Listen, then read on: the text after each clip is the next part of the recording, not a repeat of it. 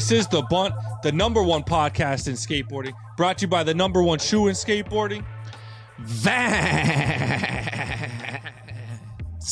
Off the wall since 1960, motherfucking 6. I'm D Jones. I got my main man, the Ghost, with me. We got Antoine and Jay Boogie behind the scenes. Ghost, we are finally back. Season 21 is upon us. And let's get this motherfucking thing popping. Who we got up and what is cracking this week, man? Oh, man. Huge interview this week. We got the big homie. Shout out Mike Sinclair. You know what I'm saying? We had to hit y'all with an industry ep. This dude knows everyone. He's hilarious. Been the homie since pandemic days off the random FaceTimes that Hardy connected us on. Shout out our brother. Mike, honor to have you on the pod. Hype for the people to hear it, man. Oh, and then we taking y'all straight. Yeah. I'm a little rusty out here. What comes next? Oh, yeah. The post office, baby. That's you know what I'm saying? Start flooding that shit. And then, of course, we're back just in time for the NHL and NBA to start getting into the playoffs. It's cooking down the stretch, man. Rundown. You gotta love it, man. Sports at an all-time high right now. The NFL in their weird free agency draft process. All hell's breaking loose everywhere, man. So make sure, follow us on Instagram at The Bunt Live. Subscribe to us on YouTube. Hit us up on our Patreon, patreon.com/thebunt. And then when you're done with all of that and you got a little bit of extra cheddar in your pockets, you know, you don't know what to do with it, you go to thebuntlive.com. You get yourself a t-shirt, a hoodie, or a hat, or whatever the hell you need, man. Maybe you buy one of everything because you really fuck with your boys. But please head over to the website, get yourself some merch because it's almost all gone, man. This is the biggest drop we've ever done. Yeah. And quantities are limited, so don't wait. No larges across the board. Mostly sold out of everything, but we have some odd sizes left, some smalls, a couple mediums, some XLs. So go check in. And we got a few hats too. Get there while you can. You dig? Yeah, or, you know, like, do us safer. Like, buy an XL and crop that shit. You know, What? Save us into those crop tees nowadays. You know what I'm saying? Yeah. Oh, man, it's been a long off season. Lots of videos. Well, actually, you know what? Shit kind of cools down after Sodi goes crazy. But there's been some shit. You know what I'm saying?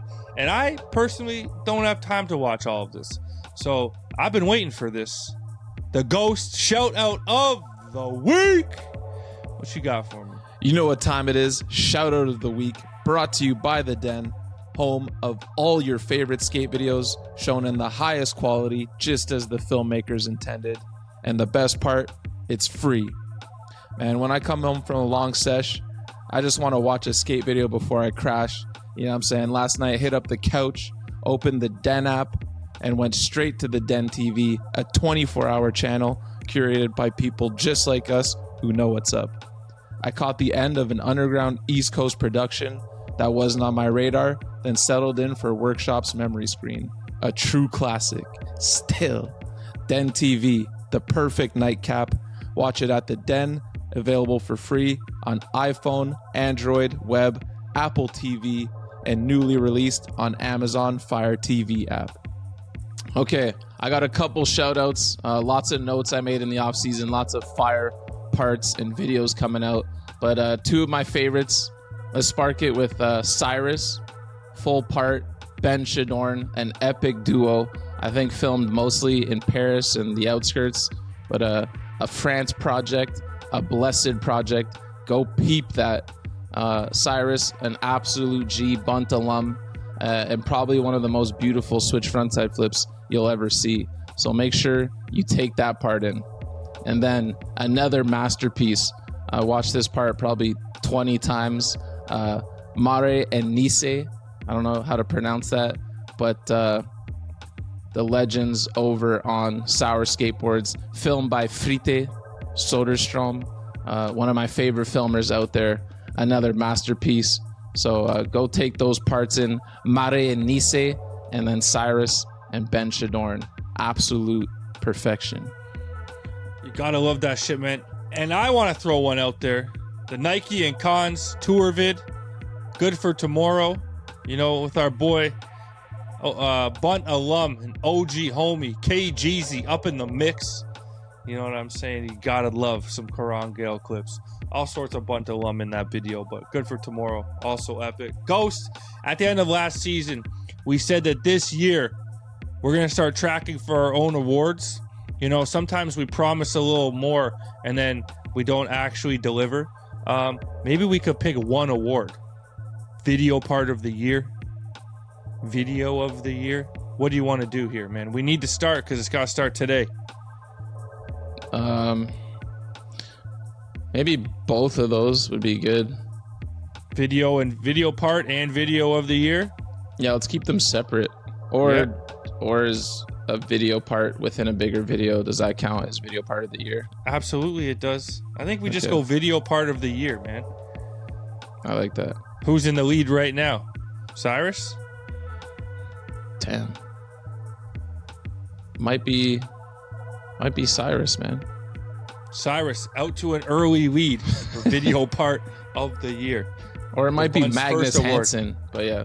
Oh, yeah. Hey, you know, there will be some discussions to be had over the course of the year, but that's what we're doing. Video part of the year. It will be rewarded at shit, man. Who knows? Maybe we'll have some event towards the end of the year next year that we could offer an award up at. Man, there's only one thing left to do. We got to get ourselves some Beamers, and then we got to head into this interview. But where can we buy, like, I know there's restaurants and stuff, but where can we just go buy 6 cans of Beamer in the city, man? I mean, you could pull up to my hood in the East End, you know what I'm saying, down the street, you know what I'm saying? We got Conchi, you know what I'm saying, Greenwood and Girard. You can go a little west. You could go to Bizou, you know what I'm saying? Girard and Parliament. We out here. We East End boys, baby. You could go to Ricky and Olivia. I don't know what to tell you. The East End is where they at. Beamers. All right. That being said, y'all got your cans. Let's get this interview popping. F1, Mike Sinclair. Snacker in the building. All right, let's get this thing popping. We've got the one and only Mike Sinclair in the building. What's cracking, man? Thanks for having me, fellas. I'm having some technical difficulties over here, but I think we're all right. If you saw the way this was all rigged up to come via satellite with the Bunt, you guys would be like, this dude is the most budget dude I've ever met. So, but that's what behind the scenes everybody's setup looks like, man. Oh, all that matters is the final product, face centered, in screen, ready to go, man. In the hot seat. We're good to go. I'm propped up on a Yeti cooler with my laptop, holding up my iPad. It's quite the ghetto setup over here too. Hey, but you guys look pro. I'm like shop flow right now on this podcast. Oh man. So Mike, if you've listened to the pod, you know we start every show off the same. Hit us with your favorite skate moment and your favorite sports moment. Ooh, favorite skate moment? I would say when I was a kid, this is what got me into skating, right? I was just on a vacation with my mom, and I'd never seen anybody skateboard before. And I saw these dudes, there's 3 of them, and they're pushing through a parking deck, and they were just carving. And I was like, I like that. I got to do that. And I was like, Mom, I need a board. And she's like, no, I just bought you some other shit. I don't even remember what it was. And I was like, nah, it's like, I need that. And she's like, no. And then so at the end of we were on a vacation, and at the end of the vacation, she took me to a skate shop, and I just picked out a board, and I was like, holy shit. So then when I came home, my good friend, his mom did the same thing. They probably called each other. I'd never asked, but that's how it all started. So that's wicked. Damn. Love that. And the best sports moment. What was the game? No, it was, so I grew up in North Carolina, right? So it's like the college basketball is like our pros, right? So, it was all Jordan back in the day when I was a little kid. So it was just, you know, I remember watching the game, and then I fell asleep. I was like, Mom, what happened? And she's like, they passed the ball to, you know, I don't even think he wasn't Jordan then, but they won like the championship or whatever, but I fell asleep. I was like, damn. That's the best you got? That's the best I got. You were sleeping? I was sleeping. I'm still sleeping. I asked Vern Laird the other day, because we went to watch the Super Bowl, And I was like, dude, I don't even know what 4th and down is. He's like, that ain't even a thing. He's like, that ain't even a thing, Mike. You can't Fourth even is be a down, bro. Yeah, so I was like, shit. I don't know what the fuck I'm doing. That's just fair. been skating from the beginning, and I'm an idiot. So here I am. Oh, That's shit. awesome. 4th and down. Yeah, you didn't miss much in that game, but Depends who you're cheering for. I won. I bet on the Eagles. There you go. So yeah, Nice bet. yeah. soft. I can't pretend to support that. But Mike, take us back to the beginning, man. Where'd you grow up and how'd you get into skating? Although I guess you just kind of told us. Yeah, I grew up in North Carolina. Saw some weirdos in a garage that sparked it off. Then my friend got aboard too, and he was way better than me. And I was just like, dude, this guy's the best. And he got his license, started smoking cigarettes. He was done. By the time he got a girlfriend, it was over. But I just kept at it, and then I kept meeting new people, new friends, and I just love it to this day. And it's just been like the funnest thing. And I've met the craziest people, the funnest people, the nicest people from every background that I would have never met if I'd have just started smoking cigarettes and got my license too. so yeah, I'm sure you could do all three. No, you can do all three. I'm not hating with it. I'm not hating on smokers. I'm just saying that's why he got into other shit. It could have been too busy smoking cigs. Yeah. It's a hell of a world, man. Huge world, skateboarding. Yeah, and the old tortoise and the hare. Yeah, it kept me connected with some of the people that I work with today, like some of the people I first met, like going to contests when I was a kid. I'm like, man, I still work with this fucking guy. This is crazy, That's awesome. Yeah. So what would you consider your first big break in the skate industry? Big break. Like I'm still nothing. I'm just like a normal dude. So like, I sent a sponsor me tape when I was a kid, right? And I skated this. I was one spot, and my friend had a camera. I was like, "Dude, let's film." It was the first time I ever filmed, and like we didn't play it back. There was nothing, right? You just camera and the spot. So I was like, "Let's film everything I can do." And then I sent the tape off, and I got sponsored. And I was like, "What?" I'm like, oh, well, what does this mean? And then I just would get boards, and then I came out to California, met him, and then and then that was the beginning of it. So it was super cool. Oh, yeah. Are you saying an unedited video? Yeah, every attempt. The raw files. No, it was the original raw files. It was no, it wasn't like a My War or one of those things. It was like every trick I can do. And then my friend had the camera and a VCR, so he just put the makes. Oh, okay. And in between the makes was the whole TV was bzz, and then the next. So, yeah, because I was about to call you out because on your Thrasher thing with the Otis, you said you don't want to see the My Wars and the sponsor me tapes. And even back then I knew. Fuck all those bales and shit. I don't see that shit. See the build up. You're over it. I don't want to see the build up. Unless it's like I don't know, Yuto or Foy. You want to see the build up. But a little bit, yeah. You don't want to see Mike Sinclair build up. You don't want to see My War. Trust me. You don't want to go that deep. Okay, so a lot of people probably know you as one of the more popular, famous, I don't know what word to use, but team managers in skateboarding. You're like a behind the scenes person that is a person within the skate community. But before that, you were a big time ripper. So in your career as a skater, what would you say was your personal peak? Oh man.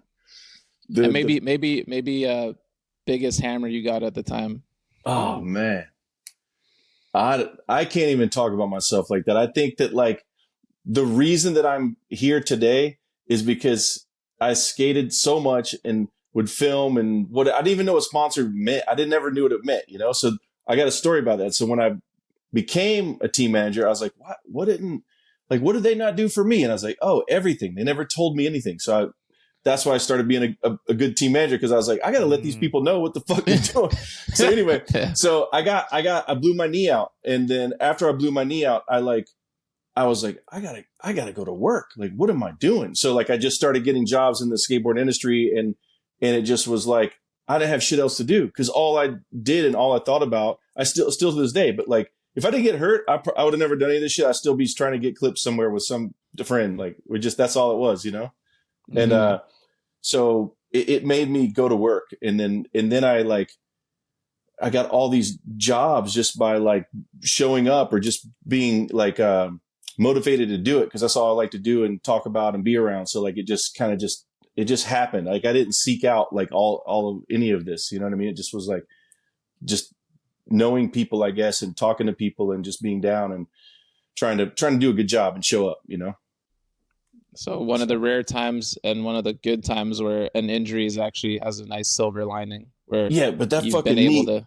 to, it sucks, but you're in the industry and you're be able to work off what you love. Yeah. To this day. That knee still hurts. It still fucking hurts. Damn. What happened? Fuck. ACL twice, another scope once, then recently broke toe that's like a destroyed joint. I've ripped the plantar fascia like in November off, like thought it was a heel bruise, but it's the ligament coming off the heel. Everything's fucked. So Jesus Christ. Christ. You did that this November? Yeah. How? Skating? Pushing. Oh. Yeah. Damn. Cold weather. I hate cold weather. I never want to live anywhere cold. Never. Don't invite me to Toronto in the fucking. Don't do it. No, the only time to come here is the summer. We got I know. 5 good months, man, and they're really good. I know. I've been there. It's sick. Was Toronto the one with the bank with the ledge on it? Yeah. Yeah. Mm-hmm. I've been The there. very famous banks. I couldn't do shit on that. I was already. Who'd you see skate it? I don't Fallen Team or something, you know? Mm. Something like that back in the day. Yeah, You went Fallen there, though? came through here. Sky we did. Banks. We did a whole like Quebec to Vancouver. That was an awesome trip. Yeah, we saw them at one of the indoor parks here. Whole squad was here. It was epic. I was there. Sierra Fellers went crazy, I remember. I was there getting the waters, bro. But that one, that was zero, right? Was that if zero? If it was zero, I wasn't there for zero. If it was Fallen, I was there. Yeah, I don't think Sierra was on. He was on Circa. He was on Circa. Yeah. Mm. All I remember is by the time we got to Kamloops, they were like, "Oh, we're taking a small plane to Vancouver." I was like, "Nah, I don't really." At the time, I was flying, but I was like, "I'm not getting on the small plane." And then somebody heard me say that, and they're like, "We're driving to Vancouver," and I'm like, I was hit Jamie. I was like, "Hey, you cool with that?" Fuck that little plane. And then he's like, "All right." And then because I asked him, I was like, "How long is your flight? When do you get there?" And I was like, "How long is it going to take?" I was doing the math, and I was like, "I'm gonna beat you there." My whole goal was to beat him there. And then I got to the hotel, and everybody had their doors open, and I was like, how's the flight? You guys beat me by like 10 minutes, and no one would look at me. And I was like, you guys really that salty that I fucking drove? And you guys like, what's the deal? And I was like, Jamie, what's up? You bummed? He's like, just be glad you wasn't on that flight, man. Worst flight of my life. And I was like, yes. Made the right call. Yeah. Made the right call. But what would you say was your peak as a skater? Peak? Yeah. You want year or you want tricks or what do you want? Yeah, anything, a personal achievement that as a skater that you were like very happy with or a good time frame. I'd say like the mid 90s were like the best. I love that. Like I love that era. And like I feel like I was skating my best, whatever the fuck that was, but it was fun. It was super fun. I didn't feel pain. I didn't feel like it was like I could try whatever I knew I could do within my limits and not be phased. I'm like, I can skate all day and fucking whatever. But now who were you riding for at that time? Ooh, that was rough. Mid 90s, some bullshit. Let me think. Damn, I might have been on Gold Wing. I don't even know. I got kicked off Thunder, Spitfire, Venture. Oh man, it was rough times, man. Rough times. Because of the knee, or just because I think it was just budget cuts. Cutting it. Oh, shit. Yeah. Oh, yeah. I'm not even going to blame the budget. I was trying to blame. You see what I did there? I was trying to blame the budget. Yeah, it wasn't the budget. I was the team manager. I was budget. I was budget. So yeah, it was done. I was done before I knew I was done, and then the knee was the last thing to give up on me. And then I was like, oh shit, I got to go to work. That's the auto reply to all the sponsored tapes nowadays kicking in, eh? Yeah. Budget's fucked. Sorry, the budget. Yeah, that's the most classic email everyone's received that's tried to make it. That ain't cutting it. It's real. Like I think I started that shit back in the day. I was like, "Hey man, budget's fucked." Trademarked that. It's like it's real. Like it's so real. It couldn't be more real now than ever. Like it's like. Oh yeah. No, yeah, we're laughing, but yeah, these days for sure. Yeah, but we've all gotten that email. Everyone out there who's tried to get sponsored, we know. Unless you're like a shot or something. We heard at one point you had a job for a moving company where you worked with criminal release workers. Any fun stories from that era? I mean, the most, well, two positive things came out of that. So a friend of the family knew the owner of this moving company. And he's like, they knew I was just skating. They're like, probably, my parents were just like, this kid sucks. You know, he's not doing shit. You know? So I was like, all right, I'll work for the moving company. And I was like, I did it for a bit. And I was like, dude, I can only do it like 2 days a week because it was like, it's like whoever has moved furniture for 12 to 15 hours a day, you can't move the next day. And then, but you know, so like I didn't even know what Epsom salt was. I would go home and fill up the bathtub with hot water and just lay in the bathtub. Like I was like, dude, I'm dead. I'm fucking dead. You know? So, so back then, yeah, they put me with the work release criminals. And, so I had my license, so I could drive, and everybody was cool. They didn't want to fuck up because they wouldn't be able to work. So like, but they would tell me stories of like, you know, what, you know, why they're there. And I was like, dude, I thought I was fucking, I'm just like skating. Like these guys are really, they did some shit, you know? So, and I mean, I made friends with all of them and everybody was cool. But the number one thing that came out of it is, I drove around so much in this area of North Carolina. It was called like Research Triangle Park. I found like so many skate spots that we still go to today. I'm like, ooh, there's this thing. And then there's this, like, I would just remember them. Like we didn't have a pen or nothing. I'm like, ooh, behind the fourth building on this street, there's the gap to rail. Like, I'm like, but I couldn't do it. I'm like, somebody can do that, you know, and I would remember it. And then I would take the teams there later on in life. And it was like, how'd you find this? And I'm like, oh man, it's a long story.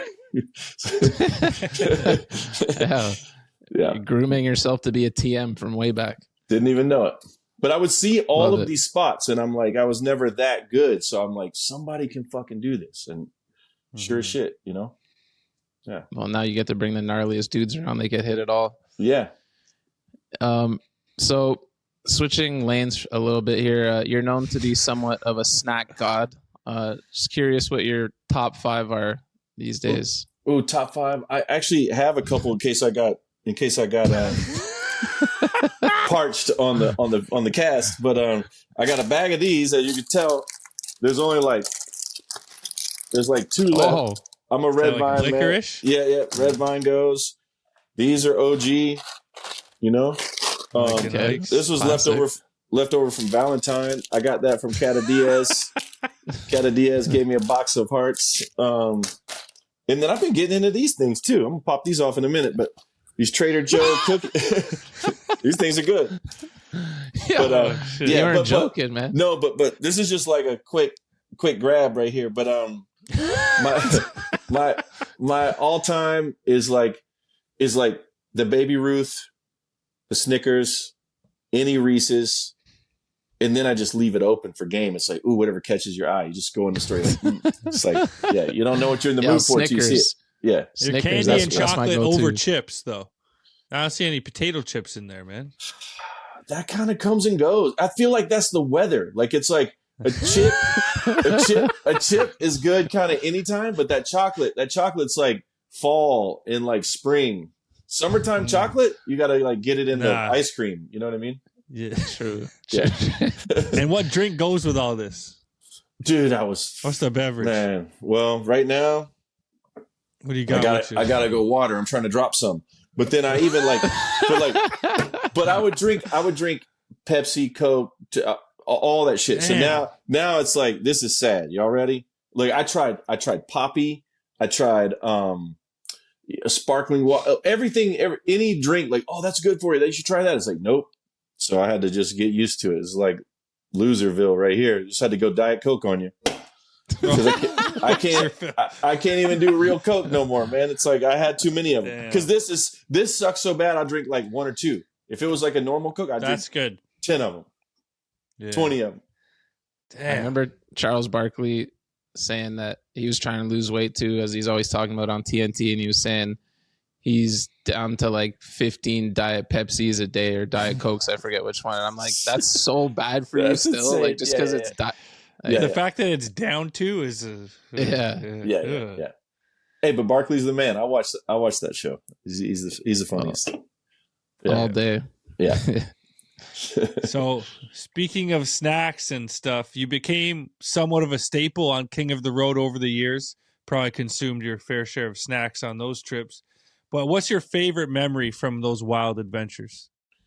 Dude, the King of the Road was it's like a blessing to go, right? Because it's like, wow, you're going to remember that for the rest of your life. But it was no sleep, and like I went with a different crew most of the time. But like, even if it was still like Toy Machine or Foundation or the shoe company, whatever it was, but like, no one knows that like the number one thing, you don't have enough time. That's the whole point of it. There's no time. So like, even with like 3 hours of sleep, you still got no time.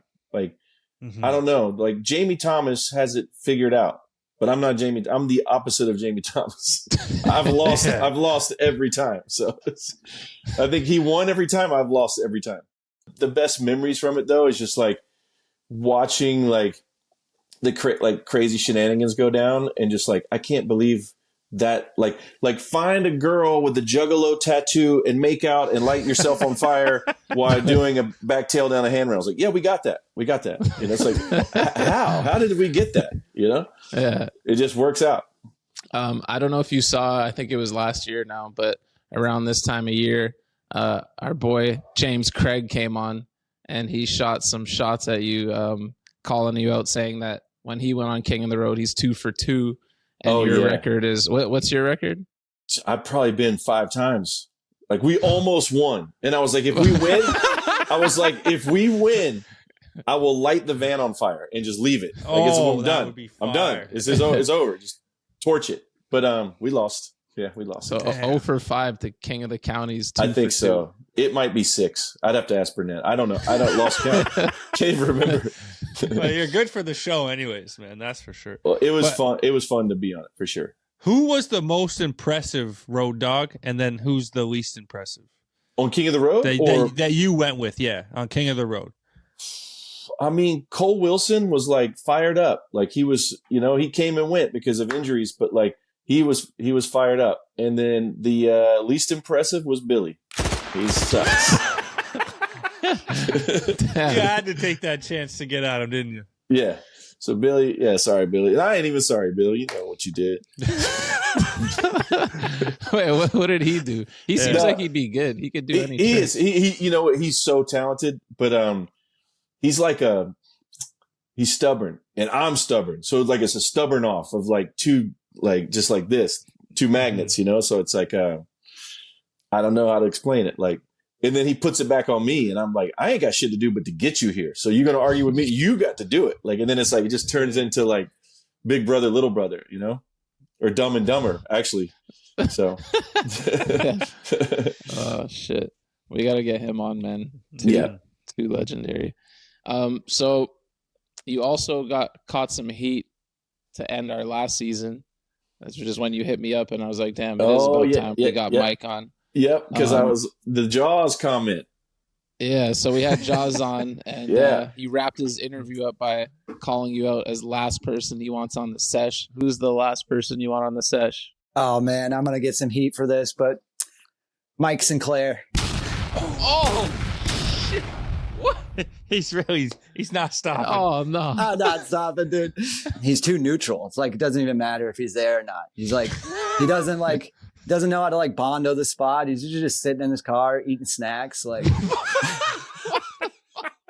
shocked me and Dono saying you couldn't even bondo a spot after all these years of being a TM. So what do you got to say to Jaws, man? All right, hold on. First of all, the bondo is true. I've never done it. I don't know why. I'm just like never, like everybody say, oh, I got it, bondo. It's like, it's been 100 years and I've never done it. So I'm like, and then when I would skate, you know, film, you know, our friends and ourselves, like we weren't buying bondo and we never did it. It was like, oh, let's just find a better spot.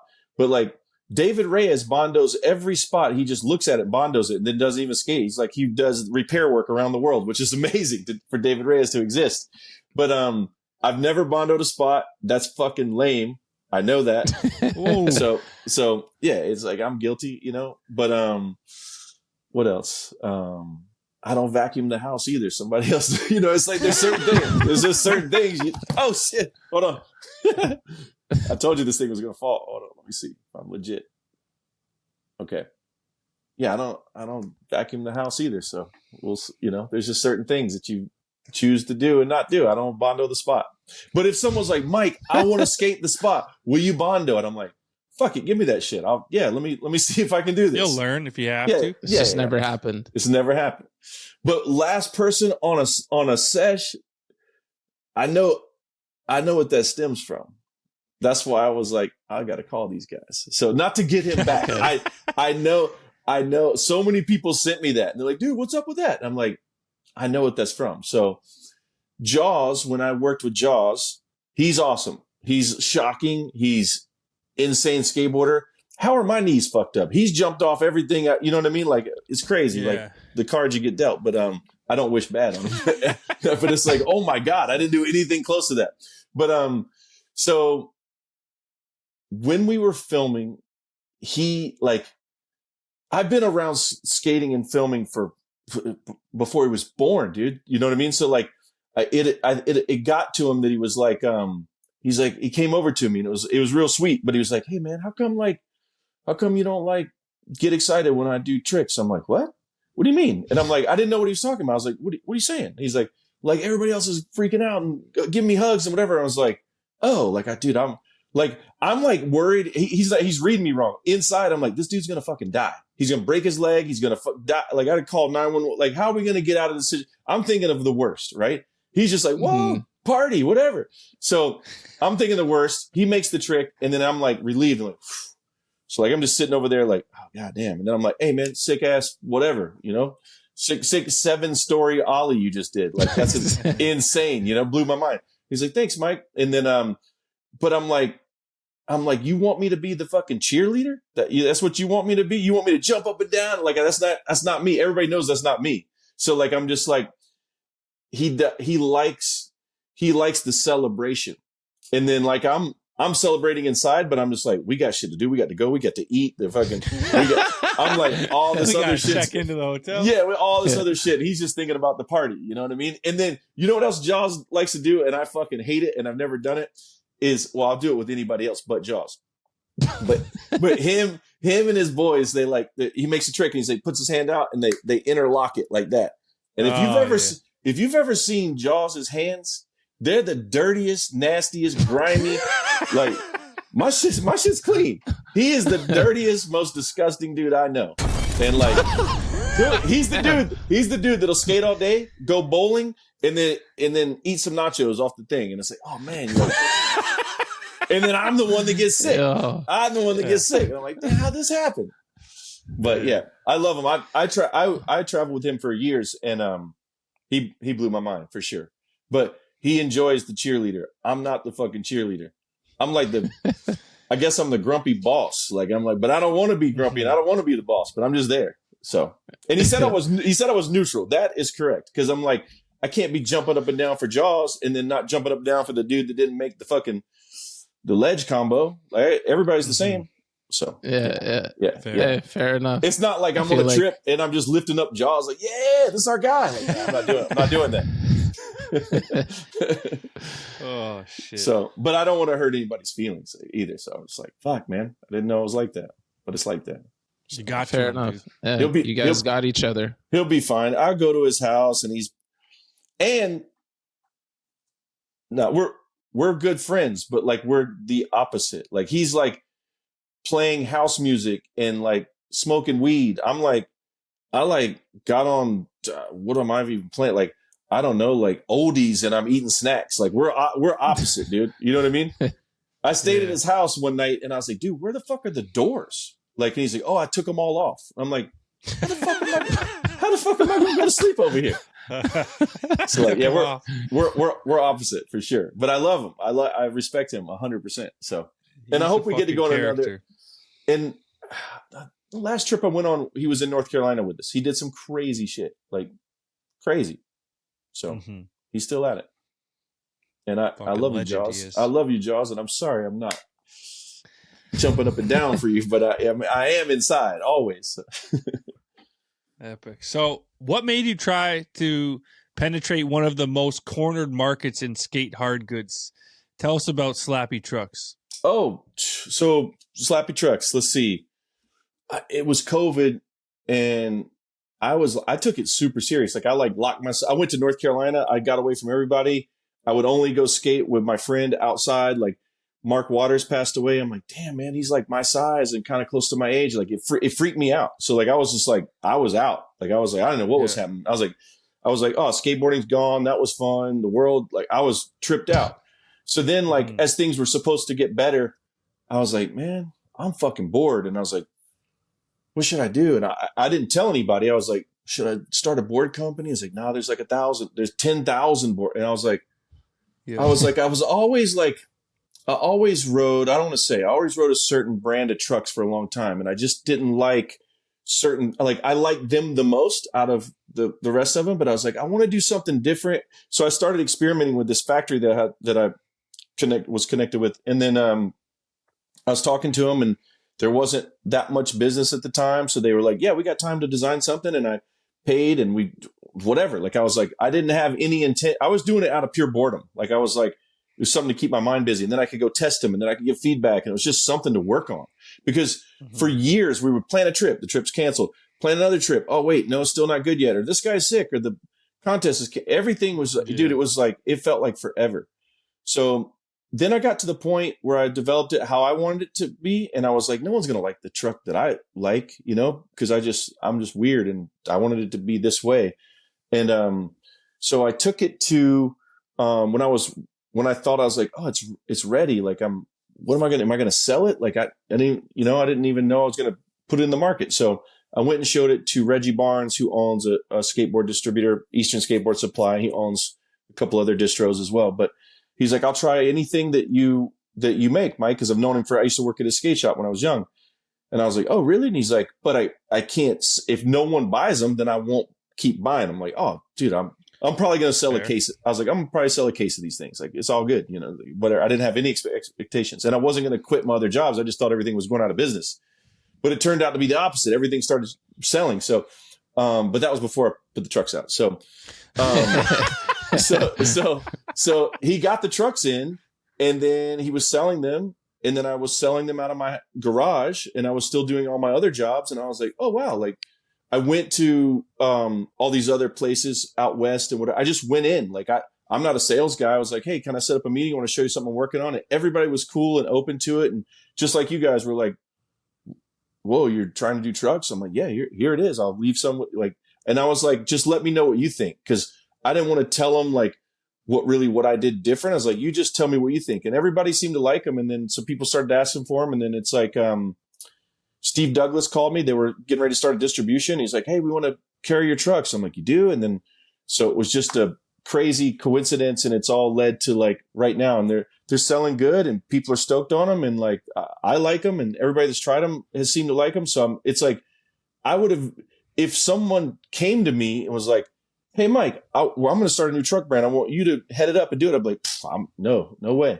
But I just, I don't know why I did it. I was just bored. And then it's like a bored passion project. And it's working out. So it was so super strange, but I would have never put all of my focus on it. If all my jobs went away, I'm like, oh, I got to get a real job. I wouldn't have guessed that would be doing what it's doing. And it's doing good. It's still small and I'm cool with that. Like there was no grand takeover. It was like, this is cool. So I'm stoked. I'm honored. And just to even have a company and I still own 100% of it, they distribute it. So like, I'm cool. It's like, it's fun. That's wicked, man. You got some riders, the whole thing. It's happening. But yeah, to our original point, it's crazy to try and even tackle that because normally people will start a clothing brand or hardware or boards. There's way easier to just get into. Yeah. But and like I said, continued success. Yeah. Thank you. Yeah. Like I said, I just did it because I was like, I wanted to tweak certain things around, but I didn't think it was going to lead anywhere. You know what I mean? So if COVID would have not happened, I would not have done it because there'd never been time to mess around or experiment. And then like I was going insane with it because I was going so crazy with all that stuff going on in the world. But like I was measuring everything, looking at everything. I had 15 setups, everybody's different trucks. Like this turns this way, put a riser pad on, does this. And like, I don't know geometry. I'm not some scientist. I like it all went off of feel. You know what I mean? And then I was like talking to the factory, like raise it this much, like this much. Like it was like ghetto engineering, but it like I like how it came out. Hell yeah, the trucks look dope. Thank you. I mean, me and Donald be Thundermans, but you do have a tool. I got a the tool. Slappy, the version 1 and 2. So you know what I'm saying, might have to hit you for a box of the tool. I got you tool, and for you just to Thunder, make sure it works. You know what I'm saying? For you Thunder lovers, I do make a low that's like, because Thunders are low. They don't really say it, but they're a lower truck. So like, I'll let you compare. I'm not going to sell it to you. I want you to try them. You tell me. Oh, I like that. All right. That's the best salesman. Yeah. Okay. Yeah. Let me get that tool though. I will. And then the thing with trucks, dude, is like, you can't tell somebody that this truck's better or your truck's better. It's like trucks. It's personal. It's like, it's got to feel right to you. So I don't tell anybody it's going to work for you. You're going to love it. It's like, nah, like, it's like, try them. If you like them, if it works for you, it works for you. Cause that's how I found the trucks that I liked. You know what I mean? So like, I didn't get trucks off of like, well, Tony Hawk rides them. Maybe I did when I was like, whatever, but like when you start, but yeah. That's why I rode Tensors. There you go. Rodney Mullen had them. That's right. He got the crazy fucking tricks. Yeah. That marketing working. Yeah. And trucks are got to be the most frustrating piece of a skateboard by far. Yeah. Like I'm always mad at my trucks. I always feel like I like other people's setups more than mine. Like, yeah. You I don't know what the fix is for that. You just can't keep messing with them. And then there's this little Instagram called Fuck With Your Trucks. They always got the little hack jobs of like, if you do this or put this bushing in, they people send in all their crazy. Yeah, it's called Fuck With Your Trucks. Shit. Oh, I'm about to follow that right now. Yeah, that's not me. That's not me. Yeah, it's not me. That's just like a random. It's all Slappy Trucks. The whole thing. Yeah, it's like you go there, you see everything. It actually makes you purchase them, and you don't even know you did it. So, no, it's a cool little thing to check out. That is. So skaters come and go from brands. In your time as TM and brand manager, who was one of the skaters that got you most hyped when they joined the team? And the one skater who you were most bummed when they left? Dude.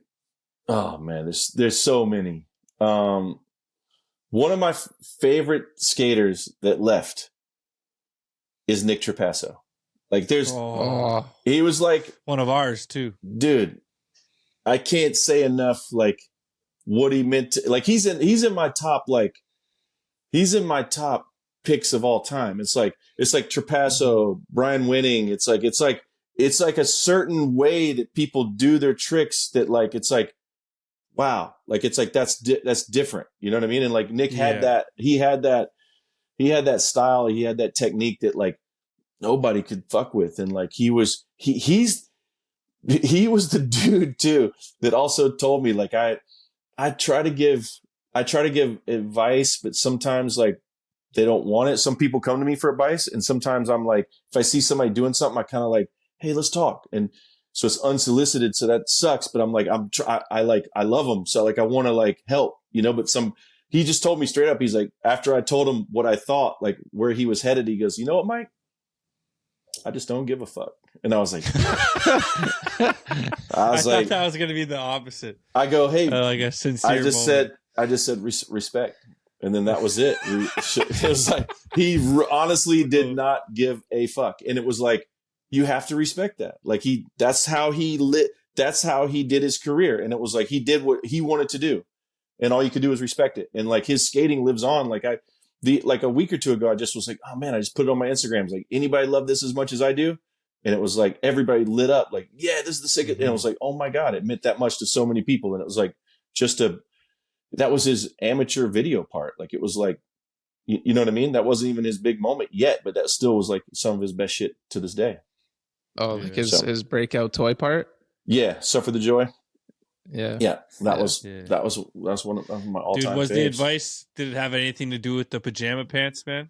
No, I love the pajama pants. Maybe not the pajama pants. No, people used to send and sponsor me tapes with pajama pants and all that stuff. And I would hit them back like, hey, that's dope, but we already got Nick. Like, you can't, that's rule number one. If you try to get sponsored and you look like the pro on the team, it's like, nah, that ain't it. Like, you gotta, we're looking for something different, not the carbon copy, We already got Paddington Bear.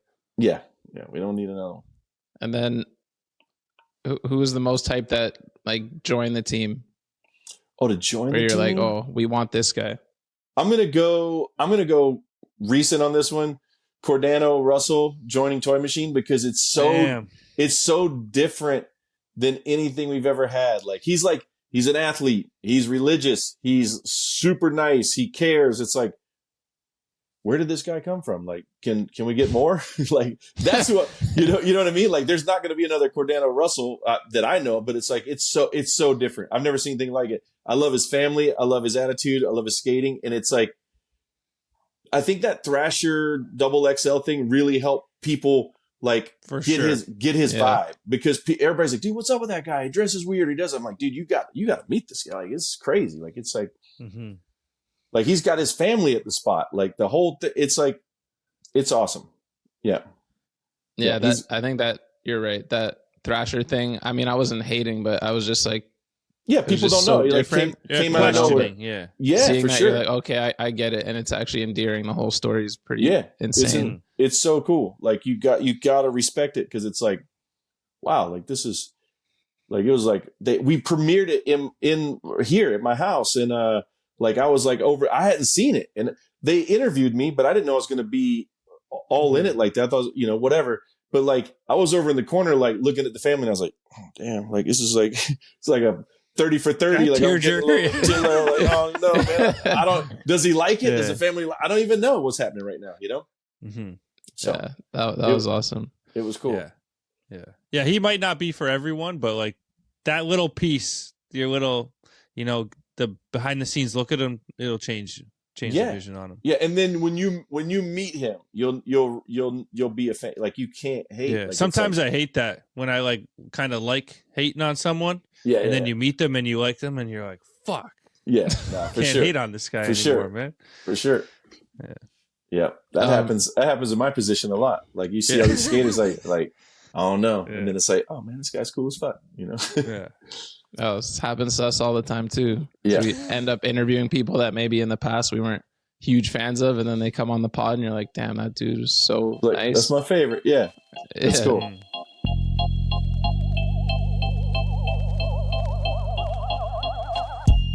One day, you're a tree standing in the forest. The next, you're toilet paper on a shelf in a supermarket. After a few days, you're bought by an old man with a big appetite for life.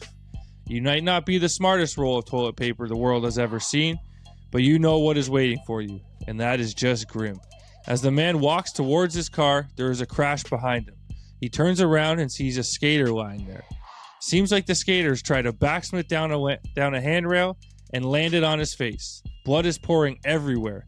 The old man turns out to be not only old, with an appetite for life, he is very friendly as well, and gives the skater not just a piece of you, but all of you. The skater, is Riley Hawk. He takes a few pieces of you to wipe away the blood before he puts you in the back seat of his car and drives home. Black Sabbath blasting with the wind going through you as you're driving down the freeway. As you get to Riley's house, he places you in his bathroom, and all you're left with are the memories of his blood, Sabbath, and the wind. Suddenly, the door opens. In comes Riley's dad. He says something about Mexican food and takes a seat. You know what is coming next. You're going deep between the butt cheeks of the Birdman. Life isn't so bad after all. Who made the old man friendly? You know who did. CHPO, the worldwide leader in sunglasses and watches. CHPO brand, always. Doing it for the paper and the people. Bro.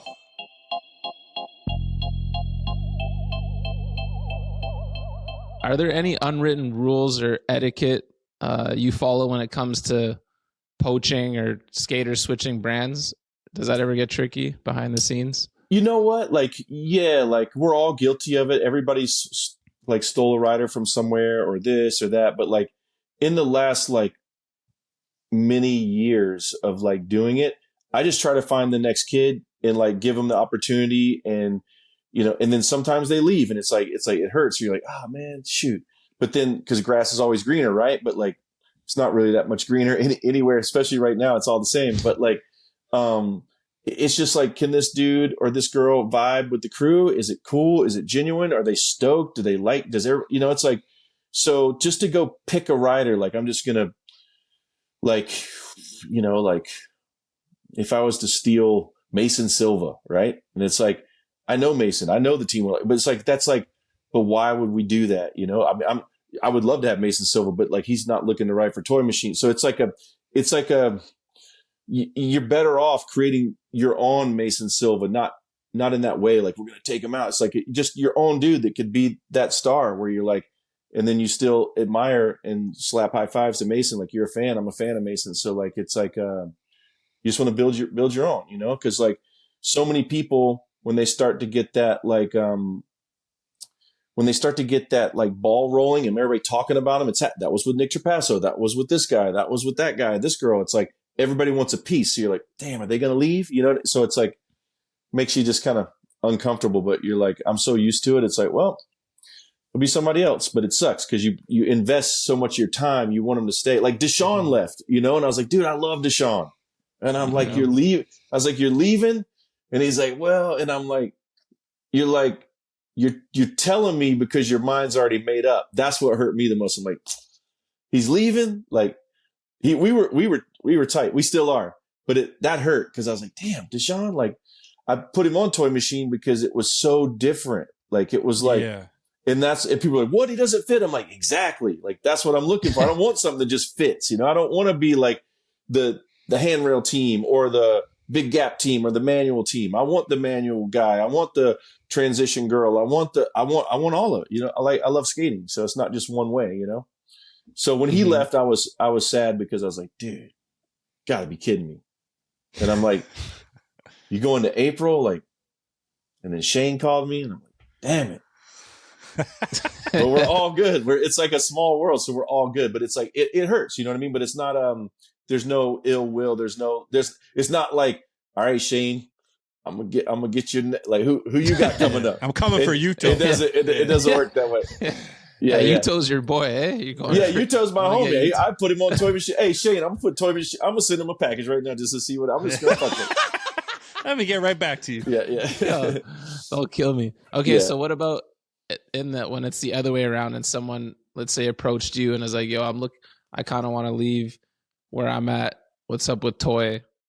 That happens all the time.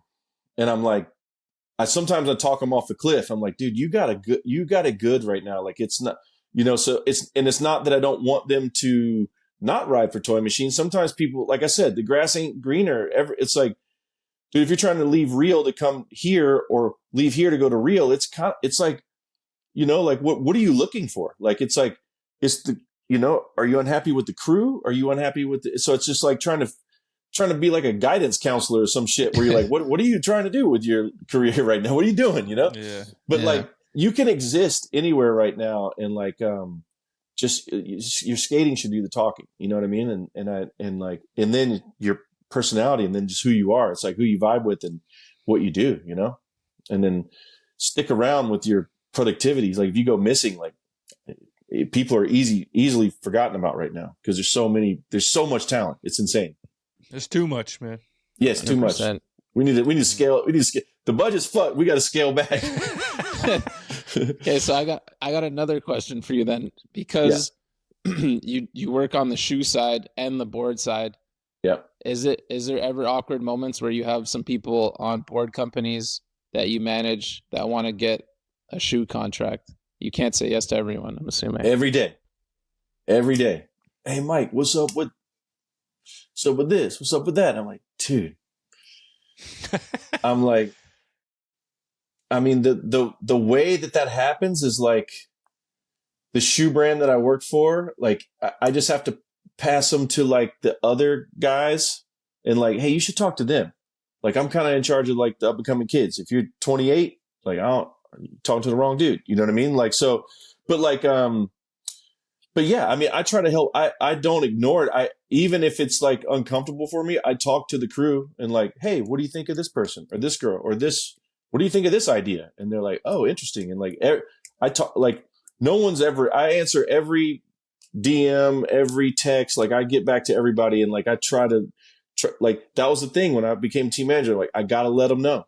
And a lot of people don't want to hear what you really deliver to them. Like, but I don't like ghosting people or not replying.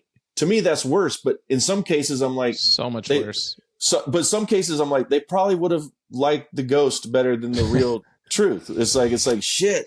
So then I'm like, damn it. Yeah. But so it's tough, you know. But I let everybody know, and it's like I don't own these brands. I own Slappy, so I can tell you what I think for that. But like, you know, all the other shit. It's like, hey, it's a yes, it's a no, it's a maybe, it's a hey man, check back in 6 months. It's a, you know, stuff like the that. Budget. Yeah, the budget, and the budget honestly, too. Like if it's a person that's coming from somewhere that's getting a nice check, it's like that makes it even tougher because it's like, can they match that? Can they do? It's like it's you know, it's a lot of factors.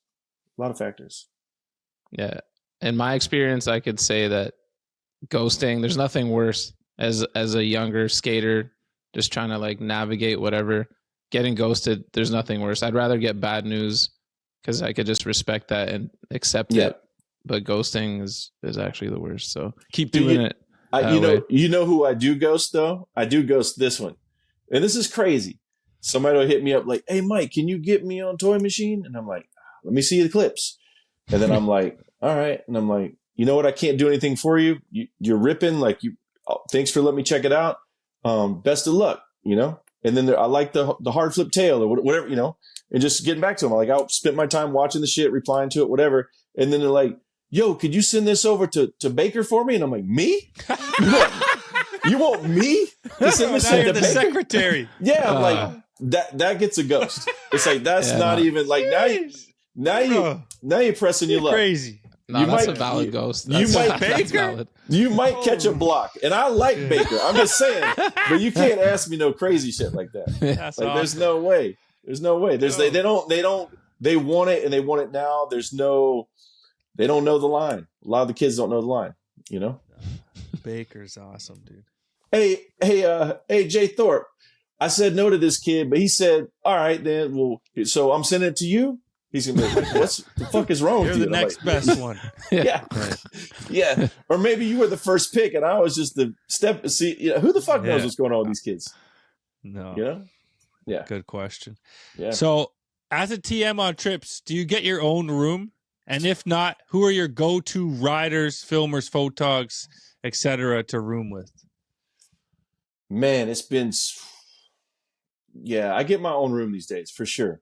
Nice. And I'm thankful for that because, wow, like I look back at all the trips and just like, this is crazy, you know? I will still share a room for sure with certain people. Like it's not a deal breaker, but it's like, it's kind of a deal breaker. Like I snore. Nobody fucking wants to be in there. You know what I mean? Mm-hmm. I go to sleep early. They're like doing whatever. Like, and I'm like, Billy Marks used to talk all night to his girlfriend. And I'm like, dude, you have to fucking like stop. And he would put his trick. He would put a sheet over himself like a ghost. And I'm like, that doesn't help. That doesn't help. That doesn't do anything. And it makes me even more mad. And then he's watching a movie and then he's got some other shit going on an iPad. And then he's got like, dude, yeah. So yeah, I'm done with that. But, Frank Gerwer was, one of the best roommates I ever had. He was one of the funniest dudes I've ever met. So like we were like 12 years old, basically, you know, as grown men, just like we couldn't stop laughing, like laughed ourselves to sleep. You know what I mean? It's ridiculous. So it's like you find somebody that you're like down for and think the same shit's funny. Like, Frank could stay anytime.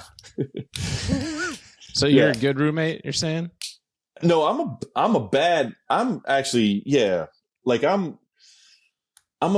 roommate because, man, I would, if I go back to the days where I was like renting rooms from people, like I was a terrible roommate. I was the only child. I just didn't get it. You know what I mean? Mm-hmm. And then, but on the road as a roommate, like I get sloppy. Like I'm like, oh, the pizza box is over here. I'm like, I shouldn't treat it that way, but I do. Cause I'm like, oh, fuck it, you know, but it's like, I don't destroy anything, but it's like slob, you know, it's like, who the fuck, how many people are in here? It's like, oh, it's just me. You know? It's just me.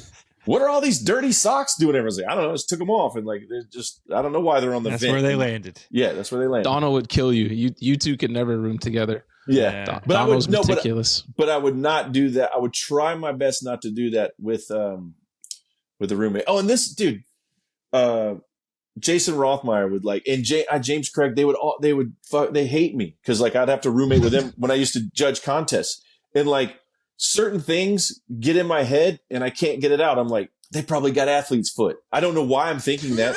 So like I like get ready to get ready to get in the shower, and I laid like a towel on the tub, you know, and then like I would use the soap, and then I would use a new soap every time, and they're like, what the fuck are you doing? I'm like, I don't know, man. I don't want to get athlete's foot. And they're like, we don't have athlete's feet. And I'm like, I'm just saying, I don't want it. You know what I mean? Just weird. I'm like, I don't know. I get a weird thought in my head. Yeah, I get a weird thought in my head. Something, not every time. It just like, I'll just be at dinner and I'm like, yeah, I should probably protect myself in the bathroom. I don't know what the fuck I don't know what I'm thinking. Damn. Yeah. So it looks chaotic. Yeah, it looks chaotic in there. Yeah, you don't want a room with me. Trust me. Yeah. But you're welcome to. I would share a room with either one of you and not even trip. But you'd be like, dude, what the fuck is wrong with Mike? And I'm like, yeah, man. No, I think we're pretty chill. Yeah. We don't do anything crazy. Yeah, we're chilling. So our mutual friend, the legend James Hardy, who connected us back in 2020, back when we were, I feel like Hardy was the king of just the FaceTimes, the massive group FaceTimes connecting people that didn't know each other. So shout out to our boy. But just wanted to know if you had any Hardy stories you wanted to share, or even just what he meant to you. Oh man, he's like, I got his board right here. Let me grab it real quick. It's like, Jim sent me this, and I'm not really a board collector, but like this is like, I'm keeping this forever. You know? I don't know if you guys can hear me, but hell yeah. Jim sent me that, and like I'm not even a board collector, but I like this is staying with me forever. Like this is like, you know, James, like he got on the team I was working for, man, when he was a kid. Like he was probably 16 or something, and he was the nicest dude, and like he was so powerful because he grew into this powerful beast before he like filled out. So like he was like skinny but powerful, and then he filled out, and he was even more powerful. Then he would just break boards every day. Like it was like crazy. But like, dude, he was so nice, and like no one would know that unless they knew him, and he cared, and he always would stay in touch. Like he stayed in touch with me like all the time. Like, and it was like, damn, James is calling. I gotta get this. It just, I don't know, man. He was special, and he was cool, and like there were so many trips with him that like he was just, pleasure to be around. And then also like his skating speaks for itself, and like, dude, his nollie trays, his giant ollies, his giant grinds, his everything, man. Like even like even the dangerous stuff where he got knocked out, and like that was the first time I'd seen anybody like have a seizure, and I like didn't know what to do, so I like took my shoe off and put it under his head, so his head was hitting the shoe instead of the concrete. And then like I got and bolt cutted the fence and took him to the hospital, and he had a fucking rock stuck in his head. And then we were laughing because he was, you know, he was coming back too. And I remember this. We were driving to the hospital. He's like, am I okay? What happened? And I'm like, do you know who's playing on the radio right now? And he's like, is that fucking Madonna? I'm like, you're going to be, I was like, you're going to be fine. You're going to be fine. So like, yeah. And it was like, it was, yeah, man, he's just like, there's so many good memories, so many. And like, he looked out, and like during those days when we met, like I said, I was traveling across country, you know, not going into hotels, like just sleeping in my car, stay away from COVID. And like, he like left blankets out, and like, I found a blanket that he left me that I had, and I slept in my van, and I was like doing something back in North Carolina, and I was like, oh my God, it's James's blanket. Cause I remember it had some like tears in it, and I'm like keeping that blanket forever. Like he's still looking out, you know what I mean? So yeah. He's the coolest. Like if you didn't get to meet James, like you missed out for sure. Yeah, for sure. The Yeah. best. Thanks for sharing. Oh yeah. All right. This segment we don't do with everyone. It's kind of a rapid fire before the rapid fire, saved for people with lots of stories, man. We call it story time. We only bust this out with the best, man. So we have a handful of stories we need to get through, so we got to speed it up. We can't have the whole thing, but give it of the sandwich. Just give us the meat of the sandwich. All right. All right. I'll so try my stories best. with Sinclair. You can cut me off anytime. It's all good. All right. I'll talk all day about nothing. So, what are the midnight meatballs? Oh, dude, Kenny Hughes. We would skate all day and all night, and then it was like Subway was the only place open, like late.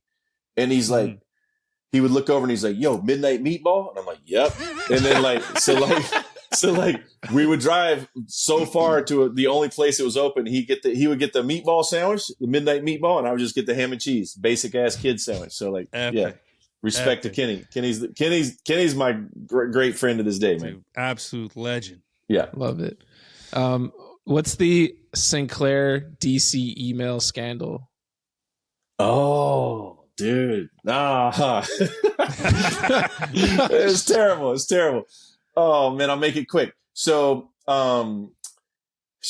I worked for DC at a certain point, and then we had this. There's always a big wig at those companies, right? That never skated or whatever. And like, I just left Black Box where everybody's a skater. Everybody like. So the guy was like, "What would it take to get these type of riders like exercise?" So I went home and I remembered what we paid all the Black Box guys, and like I was like, "Well, these guys are in this range of money." You know what I mean? And I'm like, "But you pay one person this amount of money that's like more than all these guys. And these guys are some of the, it's just like, and then I was like, whoop, and I emailed it to myself, but I emailed it to my previous work address and the phone lit up. "Mike, what are you doing? You trying to steal our riders?" I'm like, no, I'm not trying to steal the riders. I'm not. I'm like, "It's an exercise." They're like, "An exercise?" I'm like, dude, I was like, "I swear on my life, I'm not coming for your riders." And they were fucking pissed. Awesome. I would be pissed too. I wouldn't believe it either. Yeah. But it's like, yeah. So espionage all that right there, man. Yeah, all that shit where your old email pops up. Like, I'm probably emailing some shit to my Hotmail address every day that I don't even realize. I don't even know I ain't had that email address since I was a kid. Yeah. So yeah, watch if you're emailing yourself, be careful. That's all. That's that story. Yeah. Tampa bathroom. Oh, dude. You guys been to Tampa? Not yet. No. Okay. Well, you can imagine the bathroom. That's all I'm gonna say.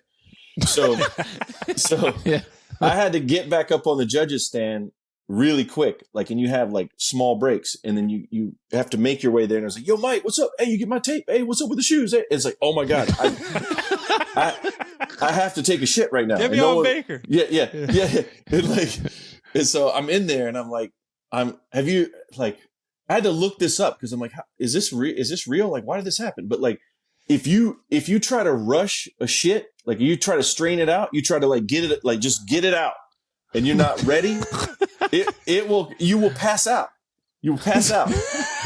So like, I was sitting on the toilet, and I remember I was like, I gotta hurry up. I gotta go. I gotta get back up there. Like, people are waiting, and this dude's trying to get on Baker. I gotta go. You know, so like I turned the nozzle on. Like, for some reason I was like touched my fingers like cold water because I was like, "Ooh, it's getting hot in here." And I touched and when I touched the cold water, I woke up on the ground. I passed out. Face down in the Tampa bathroom. Yeah, it was Who came terrible. to rescue you? Or you just No, I woke back up. to yourself? I woke up, and then when I went back up there, everybody's like, "Hey man, what's wrong with you? You look crazy. You look like," I was like white. I was like flushed. I was white. Usually I got this crazy pink complexion, but it's like I was like this color. I was like How this. How hard were you pushing, dog? I must have been freight train pressure. Yeah, it must have been. This guy's trying to get on Baker. Yeah, man. I got a lot of shit to do, man. I ain't got much time in here, you know. Yeah. So that's amazing. That's good. Yeah, so that's Tampa bathroom. So I know never to do that again. So don't rush that shit, man. Take your time. Never rush your shit. Take your time, man. Take your time. Yeah. somebody can get on Baker. It's all good, like it's. Yeah, get someone else. There's all sorts of companies. Yeah. Yeah. So, what's the cab flip, the hip bet? Dude, okay, Billy. Fucking Billy. So he was like, I can't remember the exact bet, but like it was like his car. So he's like, I'll give you my car if you can cab flip the hip. I'm like, your fucking car? I'm like, I'm gonna cab flip this hip. And he's like, no, 10 grand. I'm like, 10 grand? I was like, okay.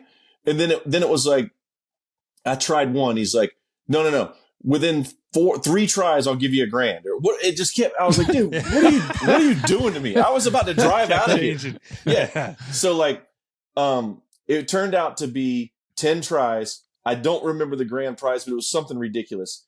I did it on the 11th try, and I haven't done a cab flip in a decade before that. And I did it. I fucking did it on the 11th try. He didn't give me shit. Should have got the car, man. I know. He didn't give me a ride home.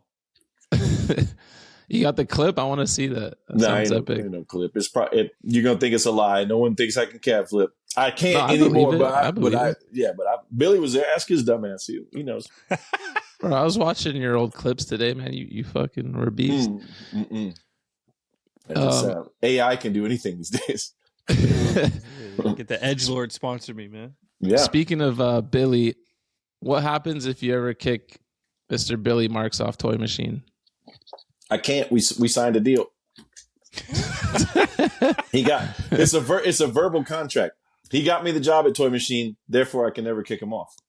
Oh, so, that's fire. That's good. It's like whoever goes. And he's waiting for me to quit so he can take over my position. But I'm so stubborn, I ain't quitting. I want to see him suffer for just that much longer. Yeah. I like that. Billy ain't got no fucking job right now, too, I don't think. Shots fired. He might have a job. I think he judges for Street League or something. But I don't know what else he does. Actually, he just bought a car. He better have a job. He sent me a new car that he bought the other day. So that money coming from somewhere. He's on Fallen footwear. He's on Fallen. He's back in the game. He's the dude. So this has never happened in skateboarding that I know of. He's the dude that never filmed any, like he filmed so much for Fallen that he burned himself out, that like Fallen went out of business and then came back and he still used the same clips that he had from like, so like it went full circle. What? No, bro. Yeah. Full circle. Yeah. No, that's a true story.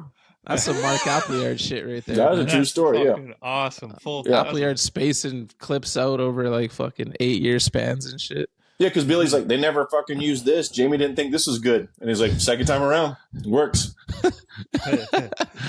That's amazing. And he still wears the same clothes. It's like, it's all the same. Yeah. He never changed. All right. Bent steering wheels. We're going to go back to the Midnight Meatball, right? So this is Kenny Hughes. So Kenny Hughes is like, what is he, 6'5", 200 and something? At the time, I was 5'9" on a good day, and probably back then well under 200 pounds. But we would gamble all the time, and we had a group of people. I'll make the story short.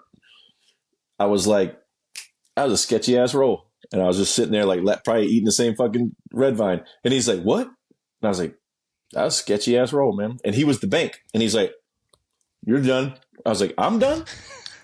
And I'm like, "But I got my money on the table." And he like shoved my money off to the side, or maybe he paid me $1 because everybody else was betting like 100s. I was just like bullshitting. He just like paid me to get the fuck out of there. And I was like, damn. And then I don't know why, but he's such a good friend. I was like, fuck that. You can't buy me out. You can't push me to the side. I was just like testing the giant. You know what I mean? And he's like, he stood up and he goes, "Step outside." And I'm like, "Me? You want me to step outside?" And then everybody got quiet. Everybody like put their money in their pocket and everybody like dispersed. And I was like, I ain't going outside. Like I'm not doing that. And then so he walked outside, and I was like, he's gonna kill me. He's gonna fucking kill me.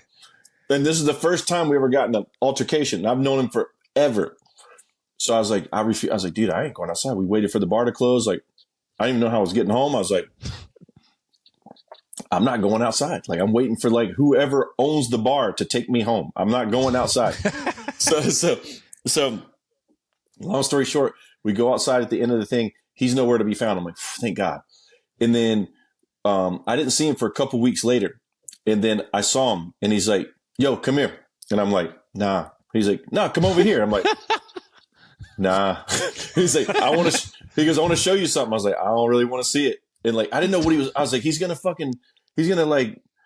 kill me still. And, and then he was getting more mad. He's like, come, he goes, you got to see this. Come over here. And I'm like, all right. And I was like, head down, like the scene in Friday where he's like, comes up and he's like, Pop's tripping, man. Wants his bike back. And I was like walking over to Kenny, like, just like head down. And he's like, look in there. And I'm like, he's going to kill me. He's going to stab me in the back, throw me in the car. Like, I'm like, what is he going to do? And I'm like, I don't see shit. He goes, look at the steering wheel. And I was like, man, your steering wheel's all fucked up. What happened? He goes, yep, that's right. And he goes, sketchy ass roll, huh? And I'm like, huh? And he's like, I drove home from the bar and I just I was like, oh, fuck Mike. Oh, I'm going to kill him. He ruined his own steering wheel in his car. Bent the shit out of him. Yes. So I would have been dead if I'd have stepped outside. But you made the right decision. If somebody bigger than you tells you to step outside, just wait till the bar closes. You'll be fine. You'll be fine. Wise words, yo. Yeah. That steering wheel could have been your neck. God damn. It would have been my neck for sure. What does GTD stand for? Oh, that's got to be from Kenny too, because our favorite TV show is Martin, and Tommy was on trial, and it's like, what's GTD? What's GTD? And it's like, got the draws. So that they're in court, and he pulls out like women's underwear. He's like, got the draws. It's unless you're a Martin fan, like, yeah, it's fucking, that's inside joke shit right there. So Kenny meets a new woman. I hit him with the GTD. He's like, I like that. Yeah.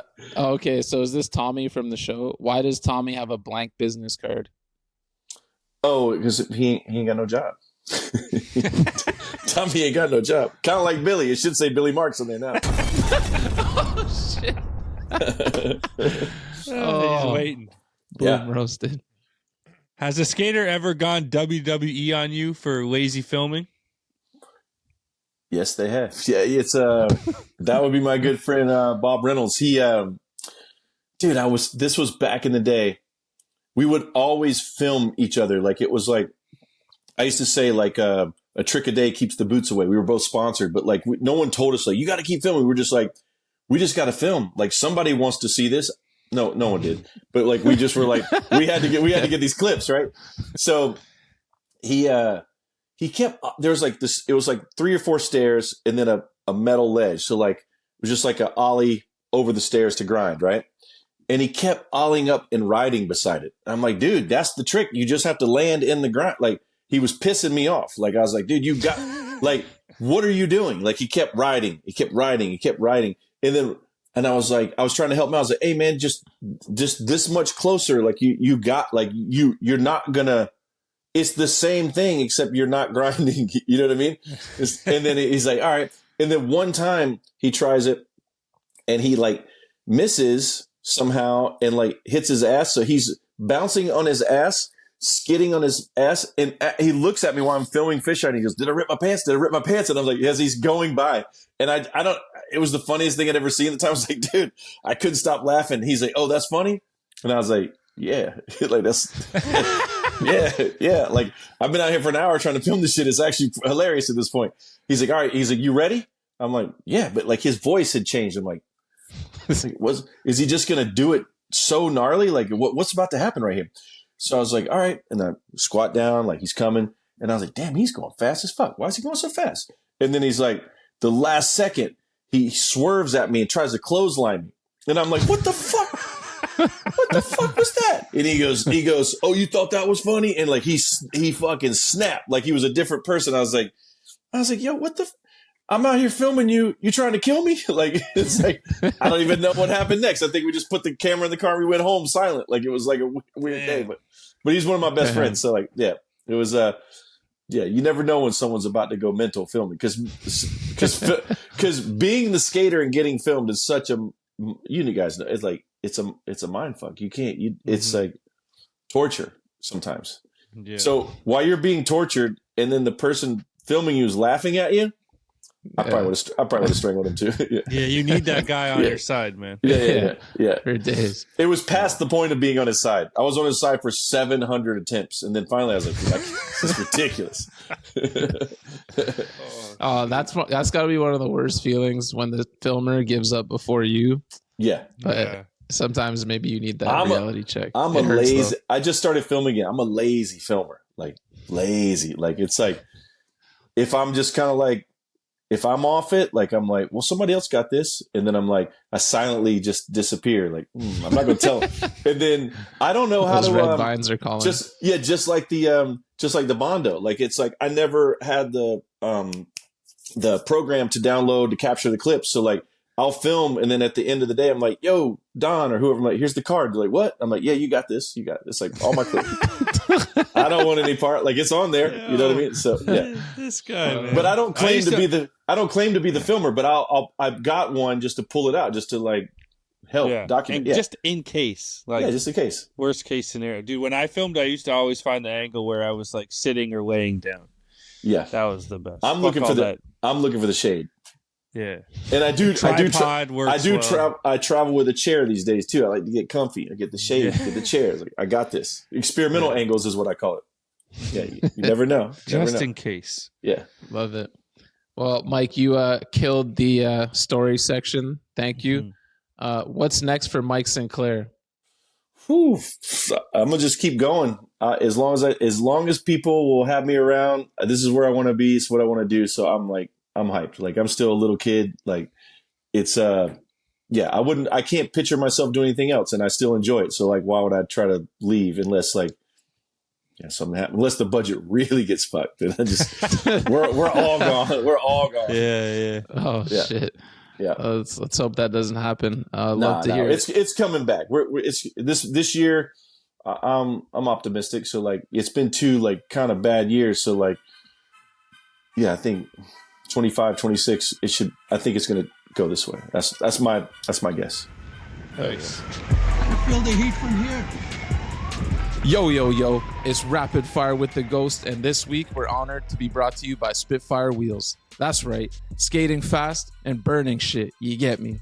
They've got every shape, size, duro, and pro wheel you could ask for, including Ashad's newest custom shape, the Lock-In Classics. The best of both worlds, designed by the man himself. Straight edge, lock-in cut on the inside with the classic round outer sidewall for versatility on any terrain. Shit, if that's what Ashad skates, sign us up.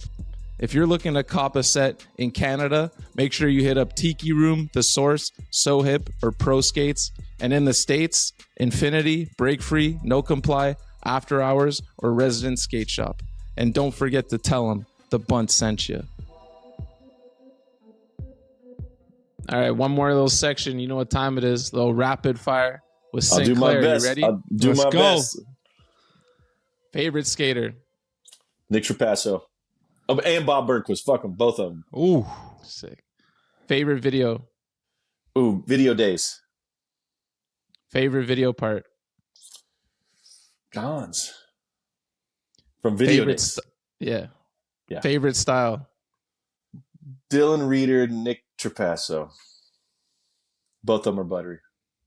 Which skater had the biggest influence on the way you skate? Dude, I wasn't that good, so like I don't want to damage anybody. I like Donnie Barley the first time I saw him before he was Donnie Barley. I mean, he's always been Donnie Barley, but like I was like, dude, I like how that guy skates. I skate nothing like him. I wish I could. It's like that. Donnie Barley was dope. Hell yeah. Yeah. Most talented skateboarder on planet Earth. That I'm gonna go back to Bob Burnquist again. There's nobody that ever. It's just like if you watched the videos, if you saw it like nobody can do that shit. Like and still to this, it's like I don't even understand it. It's like, yeah, he was on a whole nother level. He was from the future, and we're still not. It's the future now. We're still not even there. Like he was. Yeah. I don't even know what he does anymore. But he fucking did it good. he left his mark. That's for sure. What does he do, man? Agreed. Dude, Yeah, he might hopefully have a blank business card too. Yeah, hopefully he got a Rightfully so. I mean, Yeah, retired. I mean, hopefully it just says I'm Bob Burnquist and fuck you. Like I'm done because he deserves it. Yeah. He deserves it. Yeah. Hell yeah, I like that. legend. Favorite trick, Backside tail slide. Nice. hardest trick for you. Probably backside tail slide at this moment. Most illegal trick that you don't want to see in those sponsor me's. Oh man, anything like this? Oh fuck, anything. Here's the thing: there's no such thing as a revert on the ground, right? When you're on a ramp and you revert, you're sliding on the transition. So like you do a tail slide and you land on the ground and you turn around, like that is nothing. That's like I can't do the trick.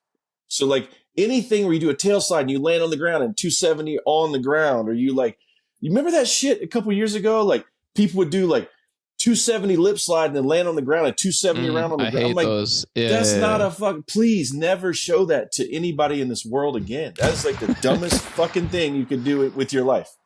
Don't do that. The back 270, you know what? lip 270. Yeah. Who am I? If that makes you happy, sure, spin around on the ground. I think it looks fucking don't. stupid. Yeah. So Yeah. that's all. That's illegal. I think we're all on the same page there. That's a really good one. Favorite clip you've ever gotten? Recently, I was in North Carolina and it was a dream spot. It was like a bank and it had this metal ledge and I just did a feeble grind on it. And I was like, I haven't done that in so long. It was like the dream spot and I hadn't got a clip and who knows. And I was like, dude, it worked out. And it was just like, it was so fun. I was like, I kept telling Bob, let's go back there. He's like, no. I'm like, I wanted to do it every day. I was like, I want to go feeble grind the fucking thing again. So that was fun. Yeah. Hell yeah. Worst trend you've been a part of? Oof. Probably big pants, small wheels. And now I just grew into them. You had giant clothes, like now they just fit normal. So like I'm still rocking the early 90s, but it's like it just fits now. Perfect. Yeah. Love it. Gnarliest trick you've ever witnessed? The gnarliest one I've ever witnessed. You know, I have two, and just like the basketball game, I missed them. Tony Hawk did the kickflip 540. He was in Tampa. I was there. I was watching. I watched for fucking however long he tried it for. I went to the snack machine, got a Baby Ruth. Look, no shit. I got a Baby Ruth and a Nestea. And I got back. I was like skating back, and everyone's like, "Yeah!" I'm like, "What?" Oh. I missed it. I fucking missed it. So like that was epic. That was an epic moment. I was getting a snack, and then the second time, Chris Cole tray flip Wallenberg. And I was just like watching the whole time I was there. We drove up together, everything. And then Jamie out of nowhere goes, "Yo, Mike, go get the Gatorades." I'm like, "Right now?" He's like, "Yeah." I was like, "It is my job." Okay. So I went to go get the Gatorades. And as I'm coming, when I came back up, I was like, I'm pushing so fast. Like, I got to see the tray. He's got it. He's fucking got it. And I was pulling up. And everybody was like throwing their boards and people were like looking through the fucking viewfinder. I'm like, no. And then this was even crazy. This was even more fucked up. Because then I went over to the filmer. I was like, yo, let me look at that shit. And they're like, no. We can't even, we played it back once. We don't want to like fuck the tape up. And I'm like, I was like, man, fuck this. I'll see you at the premiere. I was like sour. I would be bent. I was sour. Yeah, that's savage. That film was like, Mike. No. Yeah. I was like, give me that Gatorade though. Yeah, here's your fucking Gatorade, and I hope it's the wrong flavor. Yeah. What's the one trick that got away? For me? Yeah. All of them. I can't do shit.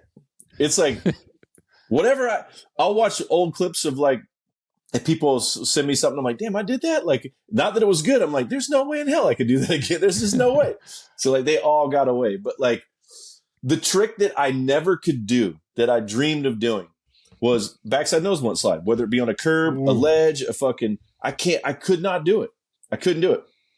Damn. But yeah, it's just like the cooler cousin, in my opinion, of the front nose. It's the same position, but you ollie over different. So I sucked at front noses. So how the fuck am I going to do a backside noseboard side? Damn.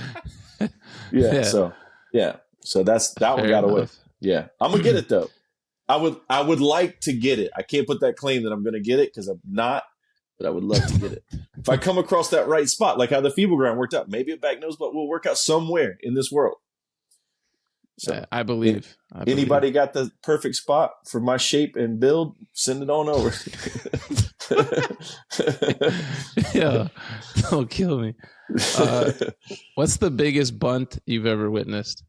Dude, how many times are you allowed to bunt? Like, it's like, I bunted across the United States of America with Matt Bennett. I took Matt Bennett to every 8-stair handrail he ever wanted to do a specific trick at. None of them were like, oh, this is a little too long. This is a little too high. Oh, no, it's kind of windy out. Mike, we should keep it coming. This one's like rough, like whatever. And I'm like, I bunted across America. It's never been done. Damn. What was the trick you wanted? I'd fuck if I know. I don't know. He had the craziest tricks. I didn't even ask him. Like, what are you trying? Like, what is this? Like, what are we looking for? I think he was just trying to get across country, but was just trying to like. I don't know what happened. Get a free ride. Just keep pushing, Yeah. That's back in the van, I heard there's one in Texas we got to get. Yeah, like, but the other side of Texas. It's like, oh my god. Yeah, but he's one. Shout out Matt Bennett. Yeah, Matt Bennett's like a good friend of mine. He was like one of the best dudes to ever travel with, and but yeah, he bunted me across America. Damn. Fun fact that people probably don't know because your YouTube channel is not that popping, but I was on there today. But no, I have a YouTube page. Yeah. Okay, what's on there? Don't you?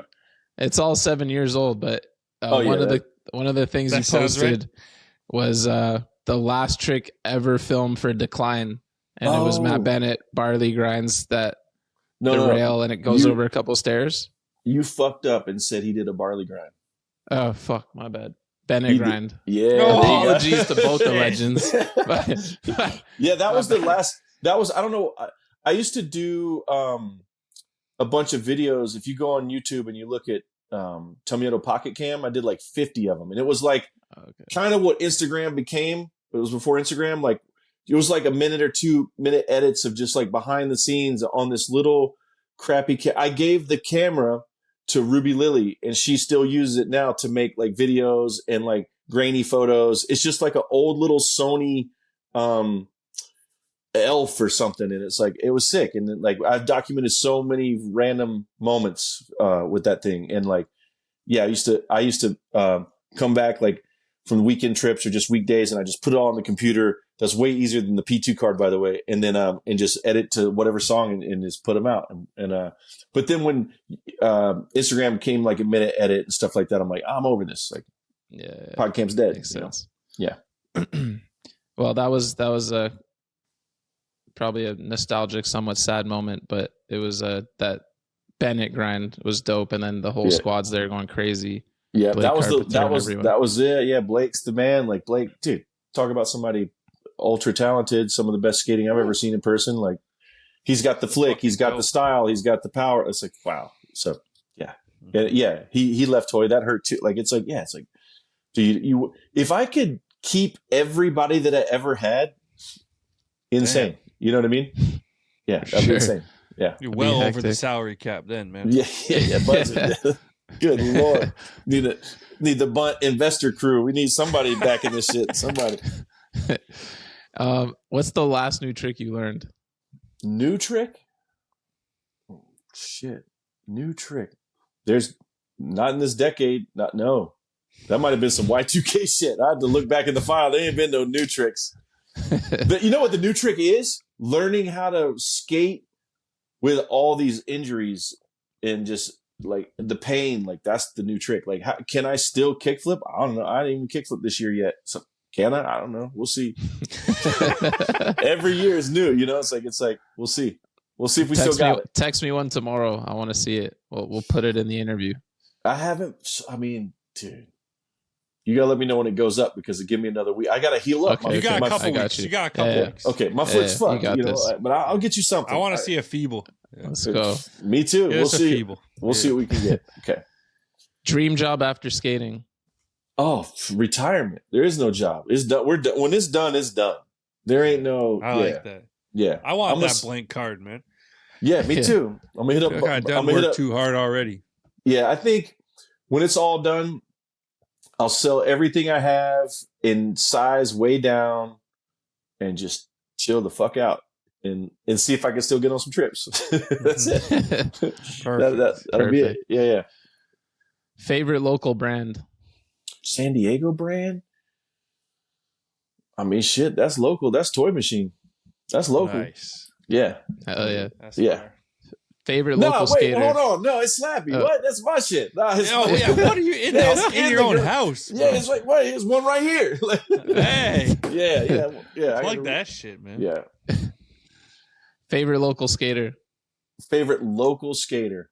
I'm going back to Ruby Lily again. She lives right down the street.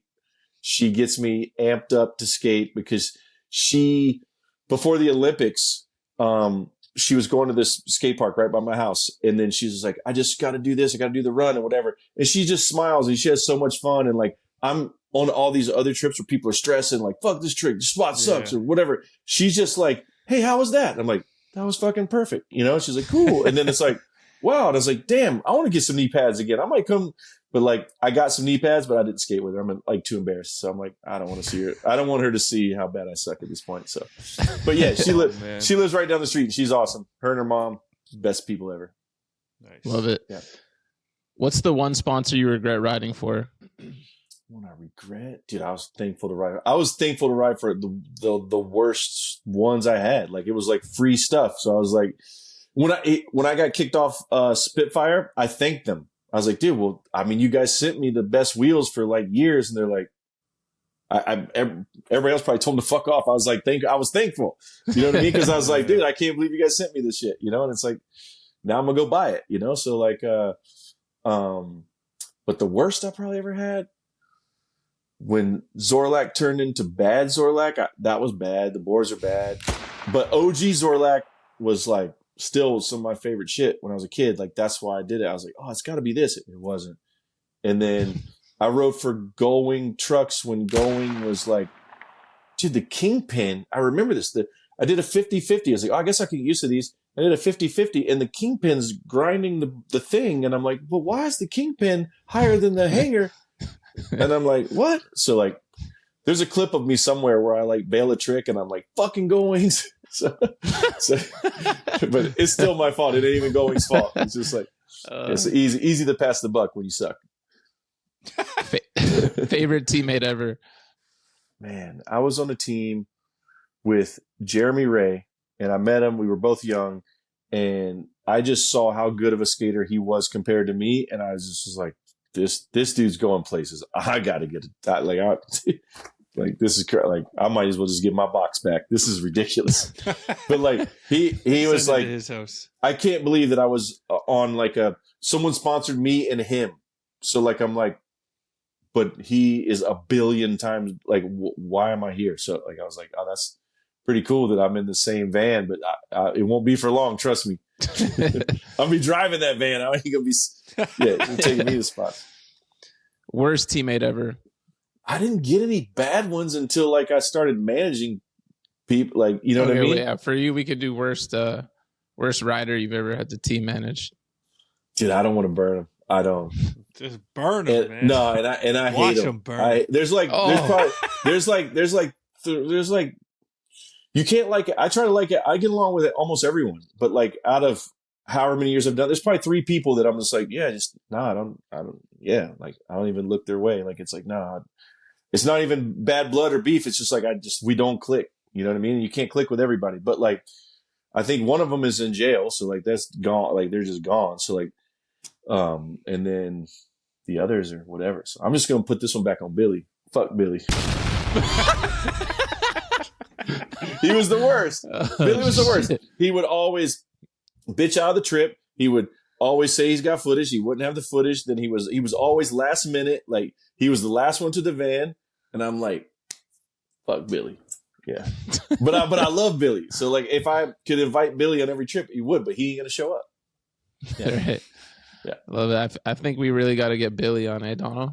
Oh, You yeah. do. Get some clapbacks and some fireworks. He hates me more than Billy's the type of dude, like if I punch him, like, hey Billy, what's up? Pow. He's like, oh, not much. And then you turn around, bam, twice as hard. He's the tit for tat type dude, but times 10. He'll like, so like whatever you say, he's gonna, he ain't gonna lose he refuses to lose. And I'll take it. Like whatever shit he talks to me, I deserve it. I'm good with it. Worst company Right now? or back in the day? Oh, Right now is better, obviously. yeah. Well, I back would in the be day, there was a couple things. There's a shoe brand called Two Fish. There was also a board company called Fat Clown. There's like, it's like, what? Like, what's going on? But right now, worst company? Nah, I can't. I know them all. Like I can't do it. I can't do it. You can't That's say your shit. world, You man. can't say I shit. can't say shit. But I rode for I just ran into these guys because this guy just moved. At one point, so there was Dan Rogers was my roommate, Brian Young was my roommate, and then myself. Collectively, together, we had the worst sponsors in the entire skateboard industry, and under one household. So I rode for nice skate shoes and like Zorlak and maybe Gullwing, like right. That's a triple go fuck yourself right there. And then Brian Young rode for Invisible and Skechers. Invisible wasn't that bad, but Skechers. So Skechers. Yeah, They're he rode for still Skechers. around.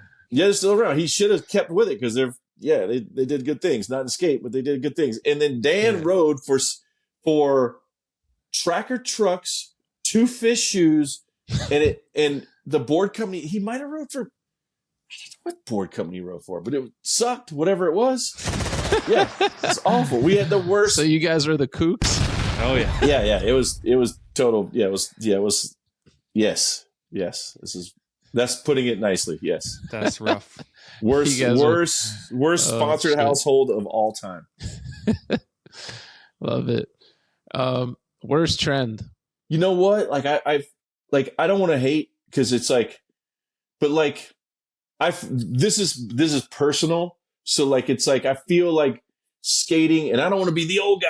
Like I adapt, and I'm stoked to be here. But I feel like when skating a long time ago, not that it was better. I'm not saying that, but like right now, I feel like we're chasing, like because people are like into high fashion and whatever, like Gucci and whatever you want to, whatever's cool. But like that was like, the skate brands are dying. It's skate brands are like doing this, and like we're like some of the best skaters in the world are chasing the fashion trends. I'm like, I don't know if like holding the purse is actually that cool. Like it's like I would rather see like Muska holding the shoe that he designed. That's fucking cool to me. You know what I'm saying? So like, but maybe, it's just a different time, and people are like, dude, that Gucci belt's dope. And it's like, yeah, I'm sure it is. But like, it'd be cooler, in my opinion, if I don't know, like Get that Lucy belt. Yeah, respect to Fashion Jordan. used to chase us. Yes, that's right? exactly what I'm saying. Yeah, and like we were the creators, and like I hope that comes back because that's fucking cool to me. And like, so to chase like the big trends, it's like, ooh, that's like, it hurts to see. You know what I mean? So I just want to see like skaters doing it their way and the world copying it instead of us copying the world. Like, because that's like, that's not too cool. Forget the Gucci, get the Lucy. That's right. Yeah. Respect to Jordan Taylor. You know what I mean? Like he's doing his own All thing. day. And that's fucking cool. I love that. And everybody's hopping on that Lucy shit, man. That's good. God, Killing love it. that shit. Killing Atlantic Drift collab coming now with a fresh commercial. There you This go. guy's top of the belt world, man. Yep. Love He's it. killing it. That's awesome. All right, Mike, worst style. Oh, dude, I'm wearing, it's an old record. Billy Marks, worst style.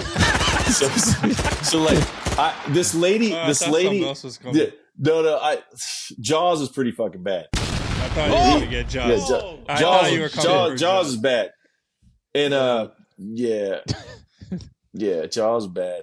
When your knees touch, that's bad. Like you ollie and your knees touch, that's a bad look. You know what I mean? Like you're bro. His body ain't built to take that impact. But he wants to. But this is Jaws' to Jaws' defense, he's not built like a normal person. That's worked in his favor, right? But it also is weird to look at, right? So you're like, you gotta look at this weird ass dude because this weird ass dude is able to do all this crazy shit, right? So like, he is, bro. Yeah. We're going to have to get Jaws back on so he could take some shots back at you. He will, dude. He will. I deserve it. He's fucking goated. I had no idea what to expect from Jaws going into that shit, but he made me a fan of his. No, he's the best. I tried.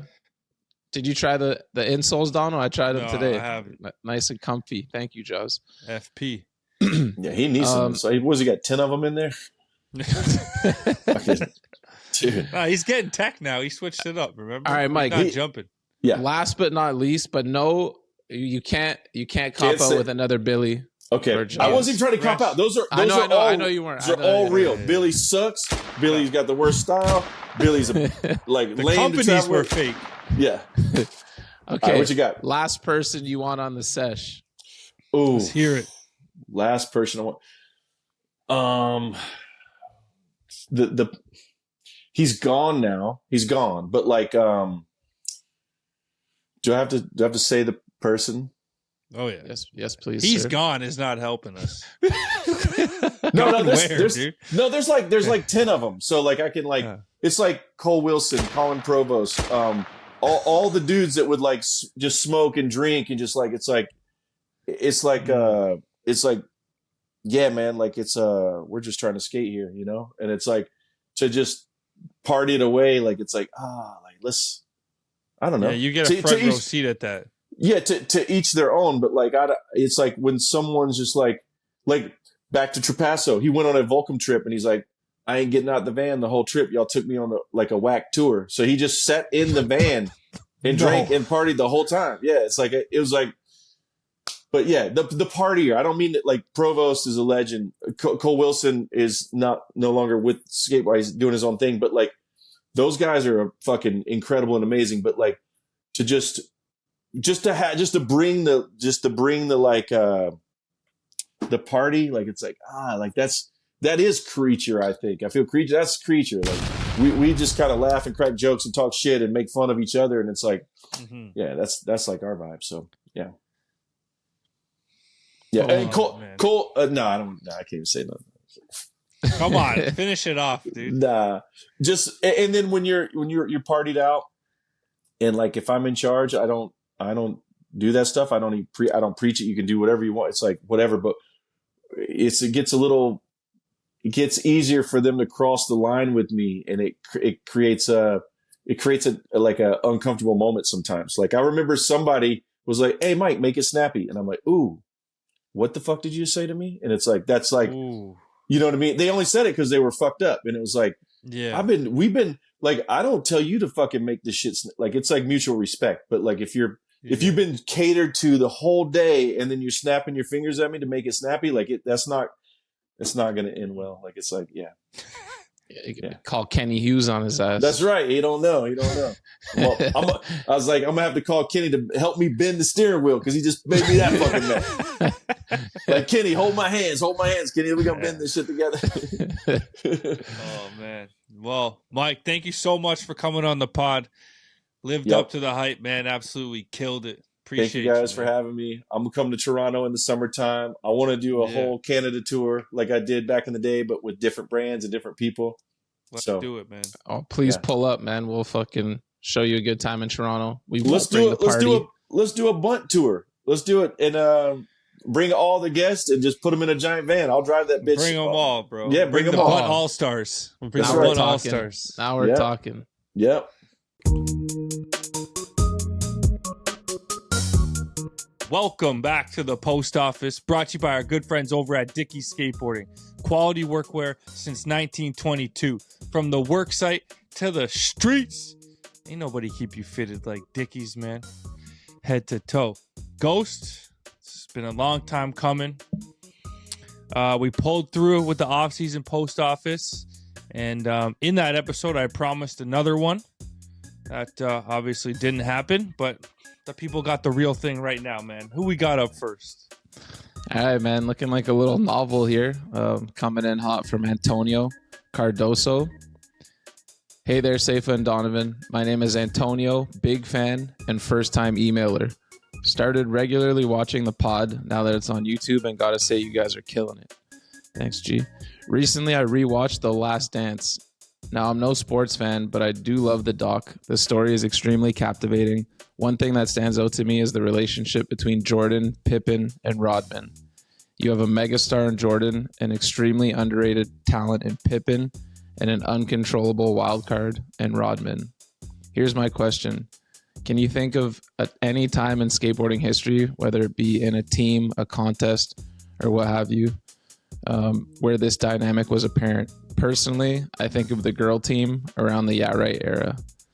You have this megastar in Costin. You have McCrank, who is arguably just as good, but maybe underrated. And you have Jeremy Rogers being a young, talented wild card. Can you guys think of any other examples? If I could really quickly give a shout out to my Boston skate homies, the Smenchman, Drew Boy, Sageman, and Sweet and One. Love and miss you guys very much. Anyway, sorry for the long email, but hopefully it generates some interesting discussions.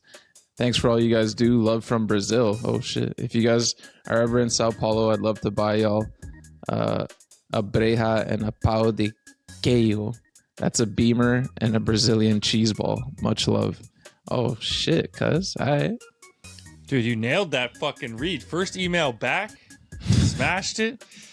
Mad respect. First thing that comes to mind is the Bunt family right here. You have your megastar and the ghost, extremely underrated talent in myself, and the wild card in Ants 1. But I like his. I mean, I think there's a couple guys on Girl you could say or a bit of wild cards, maybe like Beeble as well, something like that. But man, these things are tough, and if you overthink it, you might come up with no answer. So I'm just gonna go with King Skateboards, man. You got the superstar in Tyshawn, the underrated talent in Zach Saraceno, and the wild card in Nakel, man. King Skateboards, there it is. That's a good one. I'm going back in the day, and I'm taking the flip team in the Sorry era.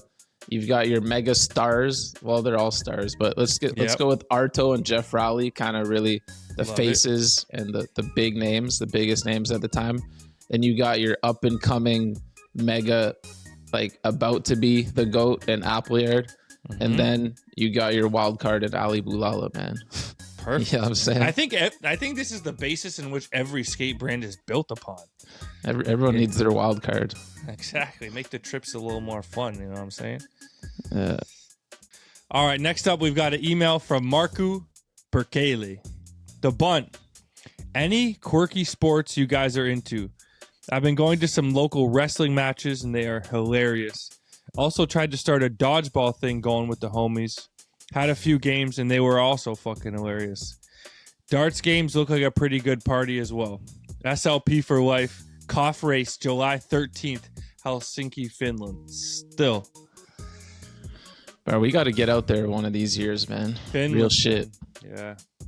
That we do. That looks like another level of fun. Mm-hmm.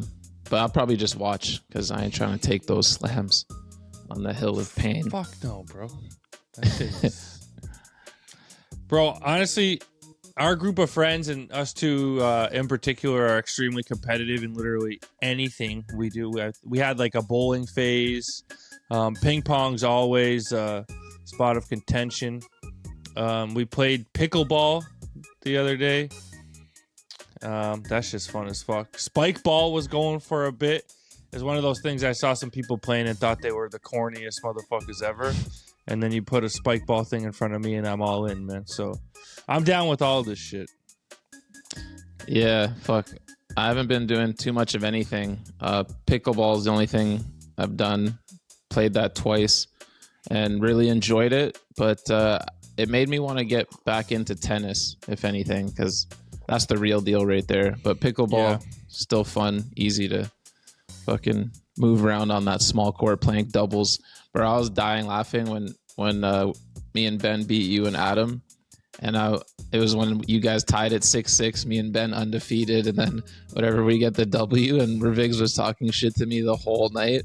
and I called him a bitch. Like I yelled it at the top of my lungs, but like you didn't know who I was yelling at. And the way you jumped up off the ground, like thinking I might have said it to you. I was also, we're also in an arena for old folks here, and that was aggressive. But there's a rematch set, April 14th. We're back in the pickleball court, and we'll have a little more experience under our belt. I don't think it's going to be close this time, to be honest with you. Yeah, Willie D, the only D you need. What the fucking hell, bro? That's You might have to rap after that, dude. Davis. Jesus all right. Christ. Next up, we got a voice note from Travis Fawcett. You guys are freaking legends. Thank you. Let's take a listen. Yo, Bunt gang. I'm on my work break right now. You guys get me through all the boring times at my freaking retail job. But I got a question. Why don't you guys get some of the yard sale fellas on the podcast? They're killing it. Alex and Kevy, they're wicked, bro. Some of my favorites. Anyway, fools, much love. Keep up the good work. Some of the yard sale homies, was that the word he used there? Yeah. But at first I thought this guy was from down south in America, and then it went to Australia. His accent was all over the place. I think Australia. Yeah, towards the end sounded like Australia. Yard sale. Yeah, we would love to get some of those guys on, obviously, Just got to make the connections, man. Me and Safe are going to be doing this for another 20, 25 years, so we're going to get to everybody, man. Yard sale, shout out, and get back to work, fool. Just kidding. All right, next up, we've got an email from Dan G. A few months ago, I wrote in about how I was worried about becoming a guy that used to skate. Just want to send an update. Fuck that. I'm back, baby. Not skating is fucking dumb. Every other hobby is fucking dumb. Have you tried other hobbies? They're terrible. Skateboarding is the perfect hobby, especially as a working adult with obligations. You can skate anywhere, anytime, and it's free. You can ride solo or with friends. You can go for as long or as short as you want. You don't need to be good at it. No membership dues, no class times, no closing hours, no lines, no expensive gear. Well, there might be expensive gear. No sticking around. You can take it easy or go as hard as you want. It's all good. Stressed out? Go skate. Chilling with the homies? Go skate. You can't miss. That's all. And since you guys require a question for emails, what's a hobby your non-skate friends fawn over and you guys just don't get? Thanks for a great off season. Looking forward to another season. Non-skate homies, man. Well, we're glad you're on the board, by the way, but keep it up. Yeah, that's a good one. I mean, I've never been much of a video game guy. I wouldn't say I don't get it because I've dabbled over the years. Mm-hmm. But that's one that just never really been my thing. Trying to think of what my non-skate homies be doing. You might be right, man. Video games might be the one. All my non-skate work homies, all they do is drink, man. I swear to God. I feel like these days, I'm just thinking all my high school homies, they got kids. That's takes up fucking all your time right there. Mm-hmm. It's Phil's favorite hobby. Oh, golf. Yeah, Phil be still playing golf when he can. Yeah. But man, golf's something that skateboarders love nowadays. Mm-hmm. So I don't know, man. I don't think there's a specific hobby that non-skate people do more than skaters. What's a hobby that I don't get? It would definitely be video games. I definitely don't get it. It's insane. Costs a fortune too. Really? Video games? Those things are expensive as fuck, bro. I've never had a system in my entire life. Yeah, and then the systems, that's a whole nother fucking thing. Yeah, I guess video games is the perfect answer. Oh, rock maybe climbing. working out, going to the gym would be another one.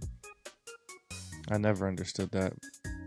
Yeah, not hating on any of these, just not like I went rock climbing once with my sister, and it was fun, but I had no urge to go back. Like I had zero regrets. I had a great time, but I wasn't like, all right, I can't wait to do this again. Yeah. Yeah. Anyways, that's it, man. Skateboarding is it's a perfect hobby. And then you love hockey. I love basketball. All right. So last email, quick one. Yo, it's time to start flooding the post office again, listeners. All right. Yo, bunt fuckers, just listen to the Zion Wright interview where y'all had the gnarliest question probably in all of post office history. Random homie dropping the masturbatory question, but had me thinking about you guys running the guest connections for stories to ask. So my question is, have you ever turned down a story or question from a guest connection for being too fucked or bringing heat on the show? Or favorite question, story, ask you guys got from a connection? Butters Braun, true bunter. Respect. Have we turned any down? I feel like we ask everything just to kind of see where it leads us. A lot of times people don't want to talk about certain things, for sure. That's natural. I remember one specifically. I think I told you about it because I was like, why would we ask this? It was when we did the Keelan interview. I hit one of his homies and he's like, yeah, this one time like someone was messing around at the spot and then Keelan punched them in the face. And then I was just like, that just sounds so like not a good story. We're going to go ahead and skip that one. Yeah. That's a good one. So favorite question story you got from a connection? I mean, that would be hard to remember, but it's your favorite single story in Bunt podcast history.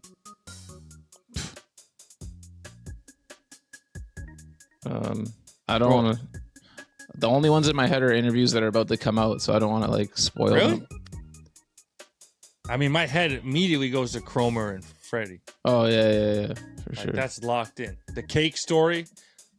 If there's any new listeners out there who haven't listened to like all of them, and like, yeah, sometimes it can seem daunting. Those are two that you have to listen to. Brad Cromer, Fred Gall. The hardest I've ever laughed in my life, potentially. Yeah, I feel like shout out to all new listeners that started listening once we got on YouTube. But sometimes I think some of the newer listeners don't realize that we have like almost 10 years in the archive. And I keep seeing like, you guys need to get Brandon Biebel on the pod, or like in YouTube comments or certain people where it's like, we've done, we did Biebel so long ago and it was epic. Well, I was back in the Pop the Trunk era, man. Yeah, we should get Biebel back on, but I doubt he'd be down. Get Cromer, anybody. Yeah. The connection stories, Dono, I don't know if you noticed this, but sometimes the ones that like I don't include are the ones that the guest just asks a bunch of stuff that relates to them. Like ask them about the time where I filmed them do this, or it's like all these eyes, and it's like, yo, it's not about. It always reminds me of our good friend and legend, Noah Tynes, OG leader, CMB. He's like, yo, Safa, tell him what I did on white bars, man. And you don't want to beam yourself, so you're like, yo, Safa, tell all the homies the tricks I just fucking landed, so I don't gotta waste my time, bro. Yeah. It's like, yo, you got any questions about Tosh? It's like, yeah. This one time I filmed him do this trick. You can ask him about that. This other time I picked him up in my car and took him to this restaurant. I could ask him about that.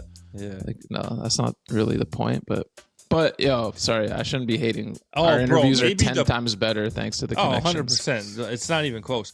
But the porn star ones with Riley, those were some good some good stories. Yeah, you need these people, man. Like the backbone of interviews are built off a backbone of journalism. Probably is just getting information from sources. The actual interviewer or journalist, they just rely on other people telling them stuff. 100%. That's all it is. Thank you to every single person. A journalist now? Not really. Seems like such a serious word. So what are we? The podcasters. I don't even know. But Fucking yeah, idiots. shout out to everyone who's ever taken the time out of their day to help us with questions. All the guest homies, we appreciate y'all. And the super sources, man, who help us time and time again. Yeah. Who do you think in the background of the Bunt has helped us the most? I feel like I've gone to Jake Darwin a handful of times over the years. We should get him on the pod himself, but he's always generous with his time and stories. Great one. Yeah. You got one? No, that you've hit up multiple times? Well, yeah, there's people.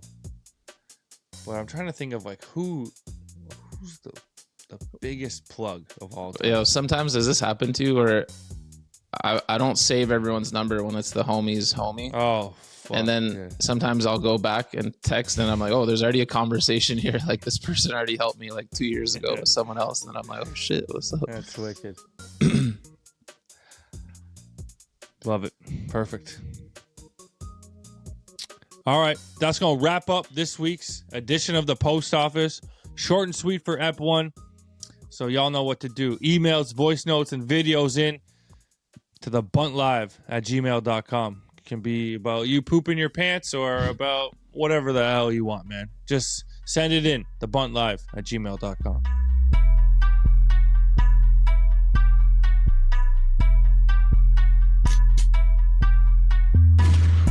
This is the rundown, the skateboard world source for sports. We've been off for a while, but I don't think we missed anything major, did we? Just like a huge chunk of the NHL and NBA seasons, right? Yeah, we were here for the Super Bowl. Talked Super Bowl. We talked.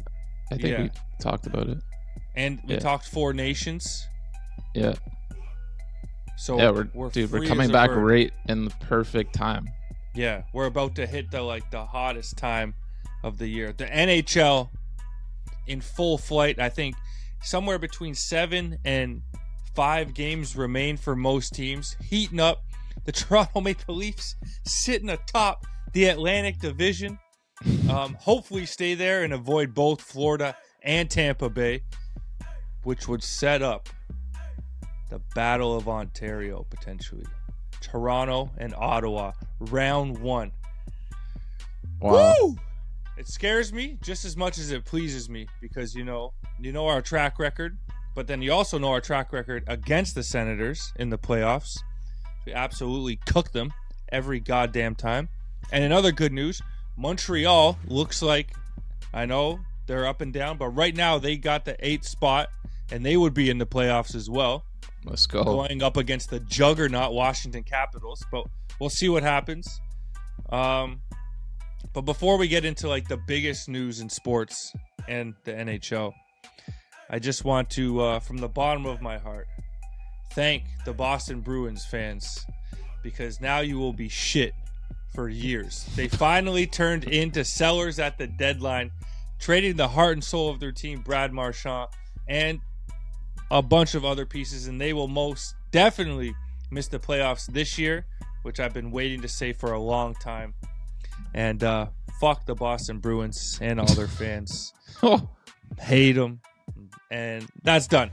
The good news. You broke the news to me. So maybe you would like to share the news of what we're going to talk about. Oh, next. yeah. I got a random phone call on a Sunday afternoon. But so I literally was calling you as like the video was happening. I didn't know if it was 20 minutes old or an hour or 2 days old. I assumed you knew. I didn't realize it just happened. But yeah, my man Ovechkin, shout out to the Capitals, overtook the great one, Wayne Gretzky, for number one in points or number one in goals. Goals. Wow, that's even more G. It's a very it's probably the best record you could have. I mean, points would be next, yeah, but I mean, he's just a pure goals is more G. Yeah. Goals is the one you want. Yeah, assists and points, that's just an afterthought. The grade 8, man, insane. And Wayne Gretzky was there the whole time, for the last couple games anyways, in attendance, said he wanted to be the first guy to shake his hand. All class from the great one, passing the torch to the grade 8. You know, Wayne's office behind the net, Ovechkin's office, the left dot in the offensive zone. So, hey, man, it's awesome. Great for hockey. I heard someone say that if Alexander Ovechkin had played for the Montreal Canadiens or the Toronto Maple Leafs, the NHL would be like 10 times richer, you know? But hey, he saved hockey in Washington. He brought them a Stanley Cup. He did everything he's needed to do. He'll probably stick around for 2-3 more years. The team's rebuilt. They're first place in the Eastern Conference. It's not like he's just scoring goals and they stink. They have a hell of a team. Dude, doesn't get any better than this. For How old is he now? Probably like 39 or something. What's your top 5 all time? Yo, it's funny. I was at like a family birthday party yesterday, and like there's a bunch of old timers there, you know, and we were talking about who the greatest Maple Leaf of all time is. And some of the grandparents were saying like Dave Keon or Daryl Sutter. And I'm like, honestly, like I don't even know what it looked like to watch them play. Like the more reasonable argument for me would be Gilmore, Clark, Sundin, and Matthews, you know? So I can't I'm not going to be like Mad Dog and say some old name that I'd never watched play. Yeah. So for me, like the greatest of all time is Sidney Crosby. Like it doesn't get better. He's won it all. Comes up clutch for Canada all the time. So I'd say Sid the Kid's the best player I've ever watched. What's your top 5 or top 3 of all time though? If you had to rank them right quick. People that I've watched. Yeah, let's go people you've watched, and obviously you can count Gretzky. I don't know if you watched him when you were a kid. I never watched. I mean, I watched Gretzky, but not when he was winning cups with the Oilers. Like later on with St. Louis, LA, and what's that other team he was on? St. Louis, LA, and the Rangers. The greatest I've watched would obviously be like first 2 are Ovechkin and Crosby. They saved the NHL. You know, came into the NHL pretty much together. Had numerous battles in the playoffs together. So I'll go. Those 2 are 1-2, and then like Connor McDavid is probably 3rd. He's unreal, dude. He's still waiting to get his first. Did he lose in the finals? Game 7. Yeah. Damn. Yeah. It's coming. I'm cool. I mean, you know when you like say a top 3 off the top of your head, you're like, fuck, I'm gonna miss some things. But that's interesting. They're all like recent guys. Yeah. Like he's got to be in your top 5 now. But you said who I've watched. No, yeah. You know, I just didn't really like know what I was watching as a kid. Like now that I know, like I'd say I'm okay with that. Nice. But yeah, again, congrats to Alexander Ovechkin. The NHL's heading into the playoffs. It's about to get fucking awesome. This is usually when you know, I start to lose my mind as a fan. But new year, team's a little bit new. We got some new guys. Matthews not having the year he had last year, but Nylander's leading the team in goals. Mitch Marner's leading the team in assists. We have a young guy, Matthew Nyes, with 20-something goals. Old man Tavares is doing his thing. Should they win the first round? It all depends. Like them, Florida, and Tampa are all so close. I think they're separated by 3 points. So like if we come in first, we'll get to play Ottawa. If the teams who come second and third, they play each other. So we want to avoid that. The goal is like I don't think we can get through Tampa and Florida. I mean, Ottawa's a great young team too. They're playing their best hockey right now. I think we lost to Ottawa the last 2 times we played them. But the thing is, I don't think that they're like as physically demanding series as the other 2. Like, there's a couple tough guys on Ottawa, but I think we would be okay. All right, good luck, Leafs. Yes. NHL minute, man. We're gonna skip the trade deadline and all that shit. We just gotta blow right past it. Stephen A. Smith versus LeBron James, dude. You want to go back to that? I need to talk about these fucking idiots. Both of them. Who's more like how do I say it? I was gonna say who's more pathetic in this situation, but like explain like why does LeBron even need to feel the need to like explain what happened, to go on Pat McAfee, and he went on there just to talk about Stephen A. And like you're just giving Stephen A. the fuel to the fire that he wants. Like what's behind that decision? I have no idea. that whole thing, like, I think Stephen A blew it by making a few small but very bad mistakes. Oh, yeah. But overall, I agree with most of what Stephen A says. Like, LeBron's Mr. wants you to think he's perfect, snake in the grass, stab you in the back, all that shit. Tries to have this perfect image.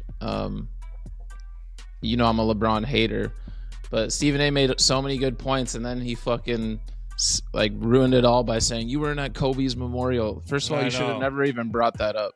But then that's all everyone's going to focus on. And then he still doesn't get that, like, just calling him out for the way he was a father. You keep saying, I wasn't talking about Bronny, but you talked about him as a father. Like, that's just as disrespectful. Like, whether LeBron made a mistake or not, like, just don't talk about another man's parenting when you know he's a good dad. Like, sure, he got a little too hyped for his kid before he got drafted and put more of a target on his back, but that whole back and forth was so whack. But I did think it was funny that, like, in all these years, we've never seen LeBron go back at, like, a reporter really like that. That he finally, dude, the Instagram post was actually hilarious. But that whole shit was just, like, so silly. And even though I love Stephen A. Smith and I hate LeBron, like, they both just look like idiots at the end of the day for a couple weeks there. Dude, Stephen A. Smith cooked for 15 minutes. Yeah. The beginning of the episode, and then Molly was like, are you good? Yeah. He's like, yeah, I'm good. But same thing, he cooked him. Listen to it, I'm like, damn, like, he makes every point hits, and the two that stand out are the two that he shouldn't have said, like you said. But one of the best parts was how it came down to, and, like, anytime any argument has gone too far, eventually it goes to, like, well, if we throw hands. Yeah.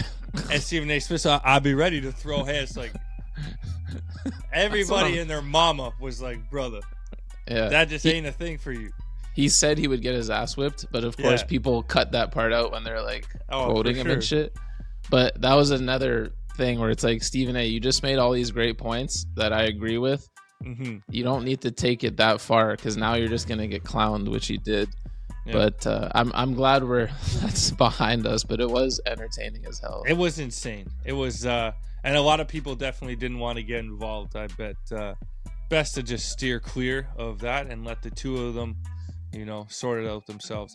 But LeBron, man, you look just as sad. Like, that was weak, man. He's such a kook, man. Yeah, like, he's just so upset that not everybody thinks he's the greatest of all time, and, like, that's literally, Stephen A. knows that's what it's coming down to, and I love that he will never back down from that. Just as many finals losses as MJ's wins, baby. Dude. MVP of the NBA.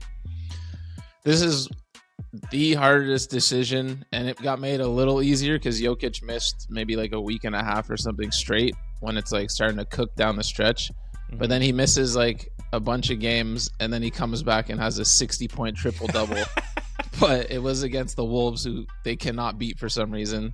They got dusted in the playoffs last year, and then lost 2 games to them this year. What that was about one Russell of the best Westbrook's games of the season. Yeah, decision-making. That was absolutely brutal. Like, that's the whole Westbrook package right there. Makes the incredible steal, super athlete, flies down the court in 0.5 seconds. And you're like, this game's over. Dribble it out. And goes for the layup. Somehow misses a point-blank layup, and then fouls on a 3. That game, I was like, oh, let me tune into the last 2 minutes because I have Anthony Edwards on my fantasy team. Like, let me just see what my boy's saying. And then next thing you know, I'm just lying in bed watching it on my phone till like 1:30 a.m. I'm like, for fuck's sakes, another OT. But you didn't regret it. Hell of a game. Oh no, that was insane. Like, Ant also had, I think, 10 points going into the fourth quarter or something. He finished with 34. That dude, this is the least basketball I've watched in my life this season, and it's been declining a little bit each year. But this time of year, start to lock back in, and this playoffs is going to be incredible. I just watched the Warriors beat the Lakers and then Denver on a back-to-back. Steph fucking, like, I think he scored 50, then 36, then 37 or something.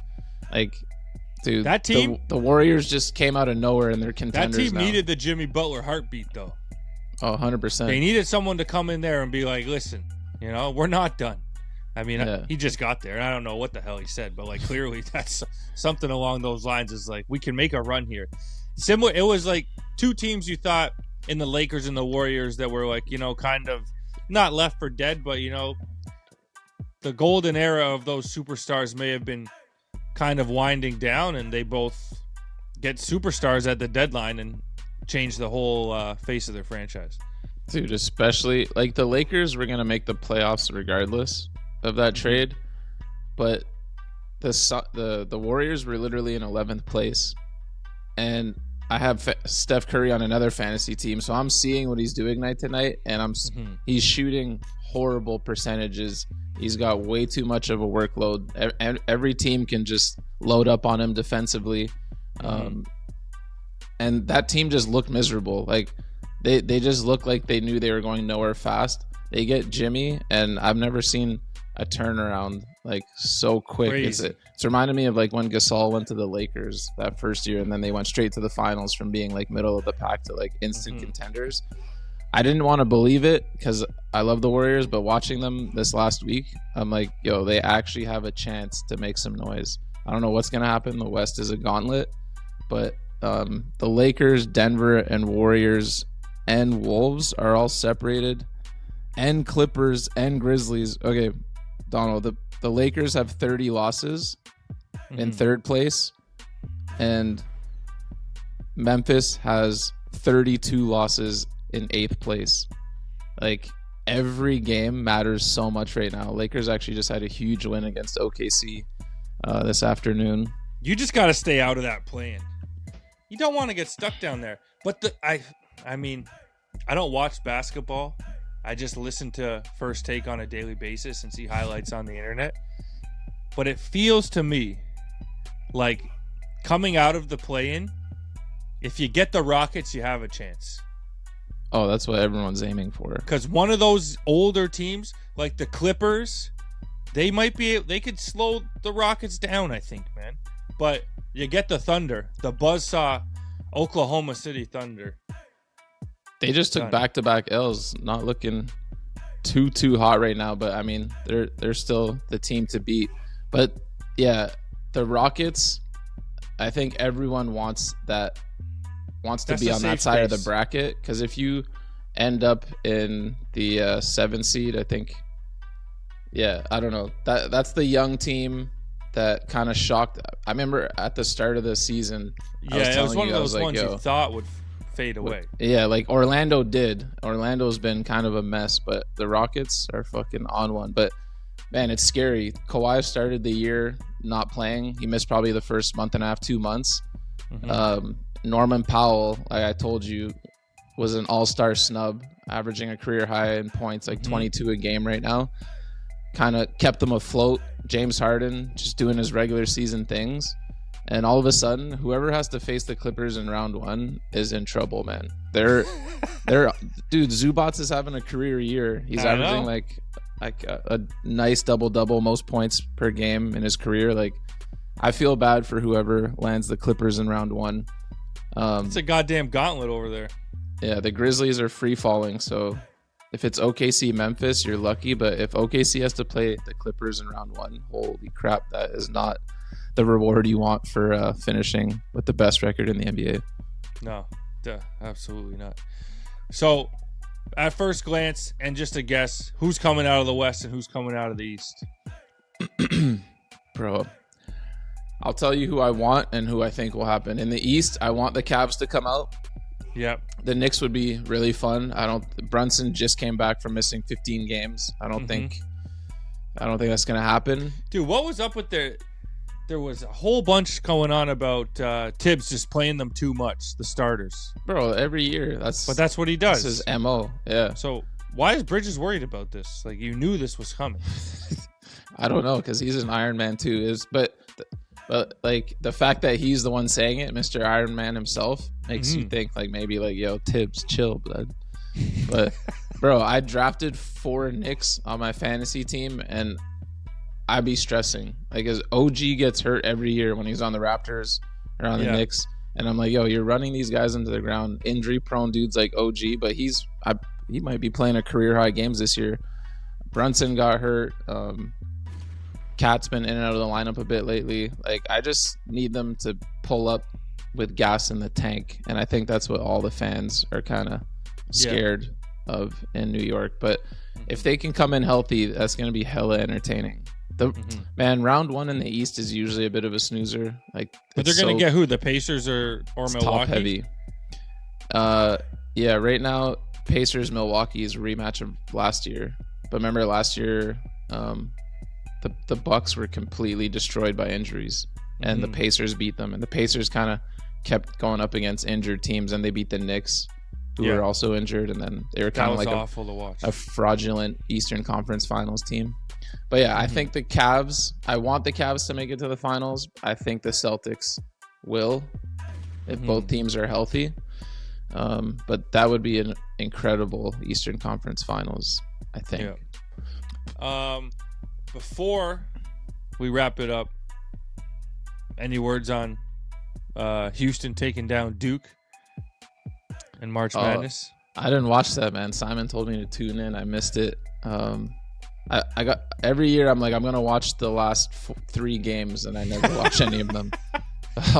So we got it's Florida. It was the against 4-1 seeds. It's to be Florida versus Houston. But the Houston coach had an epic quote at the end. He's like, "Duke this, Duke that. Don't sleep on Houston," which is actually pretty fucking hard. Yeah, that's what's up. I'll try and tune into this last game, man.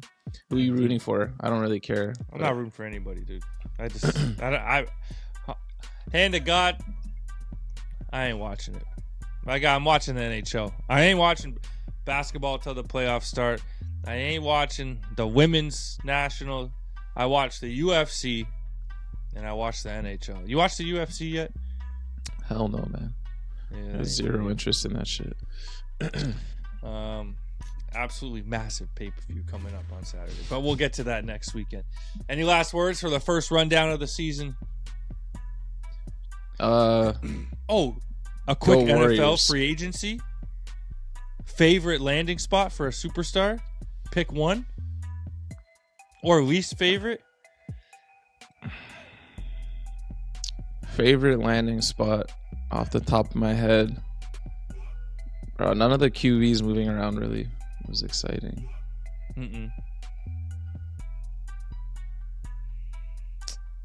You got one? Oh, Kenny Pickett to the Browns. Let's go, baby. Rejuvenation. Yo, Myles Garrett, your dreams come true. You got a QB now. He kills me, bro. He's like, I want to trade. And they're like, here's the most money ever to a defensive player. He's like, I'll take it. One of my favorites, Daniel Jones, ending up in Indianapolis. Somehow, this guy's going to be like one of the highest paid quarterbacks of his generation. Just that didn't sign like a supermax deal. He just floating from team to team, getting fucking contracts. And then the New York Giants quarterback room. You gotta love that shit. Russell Wilson and Jameis Winston. Like, does it get any better than that? They might draft a quarterback too. That's comedy. And then obviously the Steelers quarterback room. Mason Rudolph on an island by himself, just waiting. You know Aaron Rodgers is going there. What? Yo, this guy can't help himself just needing to be the center of attention. Like, everyone makes fun of him for it. It's your own think fault he'd be a little bit more aware. Like, all people do is chirp him for dragging it out and wanting to be the center of attention, and yet he just does it over and over and over. Like, it's so annoying. Explain to me the thought process of the Pittsburgh Steelers. I have no idea. From what I've heard and read and made up in my own head, they thought they were getting Matt Stafford. So all of this, like letting Justin Fields go, I don't think they minded losing Russell Wilson because, like, clearly towards the end of the season we saw the real Russell Wilson. But like the backup plan had to be Justin Fields, for fuck's sakes. Like, and you just let him leave, and he goes to the Jets. The Jets over the Steelers. But I don't know. I like DK Metcalf. 2 diva wide receivers. I hated that. And no signing, quarterback. actually. I hated that. Like, Yeah, you got 2 psycho wide receivers and no quarterback. And I think they paid him too much. Like, I didn't like that extension. I never found him that good, to be honest. Like, of course, he's like a physical specimen, but I've never been a huge. I think he's overrated. He came in and he was like viral from like just being this like freak when he got drafted. And then, of course, he has some epic plays over the years, but I always found him to be overrated. So the Steelers have been pissing me off. I never really watched him enough. I feel like he has the potential. He's never had a sick quarterback. Like, oh, what about the Raiders moves? Who they get? They got Geno Smith, and they got someone else, didn't they? A wide receiver or something. They seem like they're going nowhere fast as well, man. Maybe I'm Sam tripping. Darnold. Like, where'd Devontae Adams go? The Rams? Yeah, the Rams. I like that. Woo! Poor Cooper Kupp. Is he gone yet? And Sam Darnold. Huh? Where'd Cooper Kupp go? Seattle with fucking Sam Darnold. Oh. Hey, that's not bad. Sam Darnold. We're going to see what he's made of. We're going to see what the real Sam Darnold. I can't wait to see the real Sam Darnold. But yeah, Daniel Jones versus Anthony Richardson. That's going to be an actual battle. If I'm an Indianapolis Colts fan, I want to go to sleep for 2 years and wake up when this nightmare is over. Yo, this is going to be the funniest 2 QB quarterback draft because everyone's going to be guessing. Like, what's Sam Darnold going to be? Like, everyone's QB2s is going to be such a shot in the dark. Geno, Sam Darnold. Do you take Anthony Richardson? Do you take Daniel Jones? Like, take Joe Milton. Do you take Russell Wilson? Do you take Jameis? Like, all this shit. The Giants might draft a quarterback. And then they got 3 of them. And neither of those guys are good role models, you know? Russell's insane, and Jameis is Jameis. Yeah. But how about them Cowboys? Did absolutely nothing. They didn't do anything. Did you say they got Joe Milton? Yeah, they traded for Joe Milton because there's rumors they're that they're going to trade. They're going to trade Dak to Cleveland. For who? For their pick? Just get rid of the contract. Obviously, they'll want something in return, but I think they just want to get rid of the contract. Their pick to get Shador? Does Cleveland have the second pick? That up. I don't know when they pick. Dude, the NFL is honestly, it's as good as it gets, dude. I can't wait. I really can't. Because so there's going to be a couple. Still in Miami, and he wants out. Right? Didn't he settle down after that outburst? Yeah. What about Stephon Diggs to the Patriots? Good for him. Get your money. That just seemed like a complete waste of money to me. They needed someone for Drake May, though. Bro, he's on the decline, and he's old for a receiver, and he tore his ACL. I know, but he's obviously not going to beat anybody out wide, but you put him on the slot. He's going to be someone's third wide receiver, and he's going to have 5 or 6 really good weeks. They gave that fool 3 years, $68 million or something. Like, yo, you know, in the NFL, that shit doesn't mean anything. Yeah, there was some significant guaranteed money in there, though. Max Crosby got fucking paid. Good for him. I miss the NFL. But yeah, we just went for 7 minutes too long talking about nothing. Last words for the rundown. Let's go Steelers. Let's bottom out. Let's get Aaron Rodgers. Let's have a complete meltdown in the news every week and just be trash, and then get an amazing quarterback and bring in a new era starting next year. Is that the goal? Like, the goal has to be to finally bottom out. Like, why don't you just let Mason Rudolph do it? That's why I think Rodgers will sell more tickets. Yeah. So kind of make some money while bottoming out, and have just some storylines. Yeah, exactly. But I wanted them to do that with Justin Fields. Like, just let him either become a good quarterback or suck, and then draft one. Yeah, dude, it's so funny that the Jets are just back to where they would have been if they didn't have Rodgers or Adams. They just get rid of these guys. It didn't work. Get them out of here. They need to hire that defensive coach back, that Robert Saleh. Bring him back. You think he would ever want to step back? No, but give him a fresh start, bro. That was not deserved, bro. That was not deserved. Yo, Aaron Rodgers trying to go to fucking Minnesota, and they're like, nah. Keep your fucking shit out of here. Predictions for season 21. What do you mean? I don't know. Just If you Oh, have like one. the podcast? Yeah, something we're gonna pull off. Fuck What you something's talking gonna about? happen. Like it's a sports thing? We're A just sports hanging thing? around here now. Yeah. It's gonna end with a bang. Like legendary.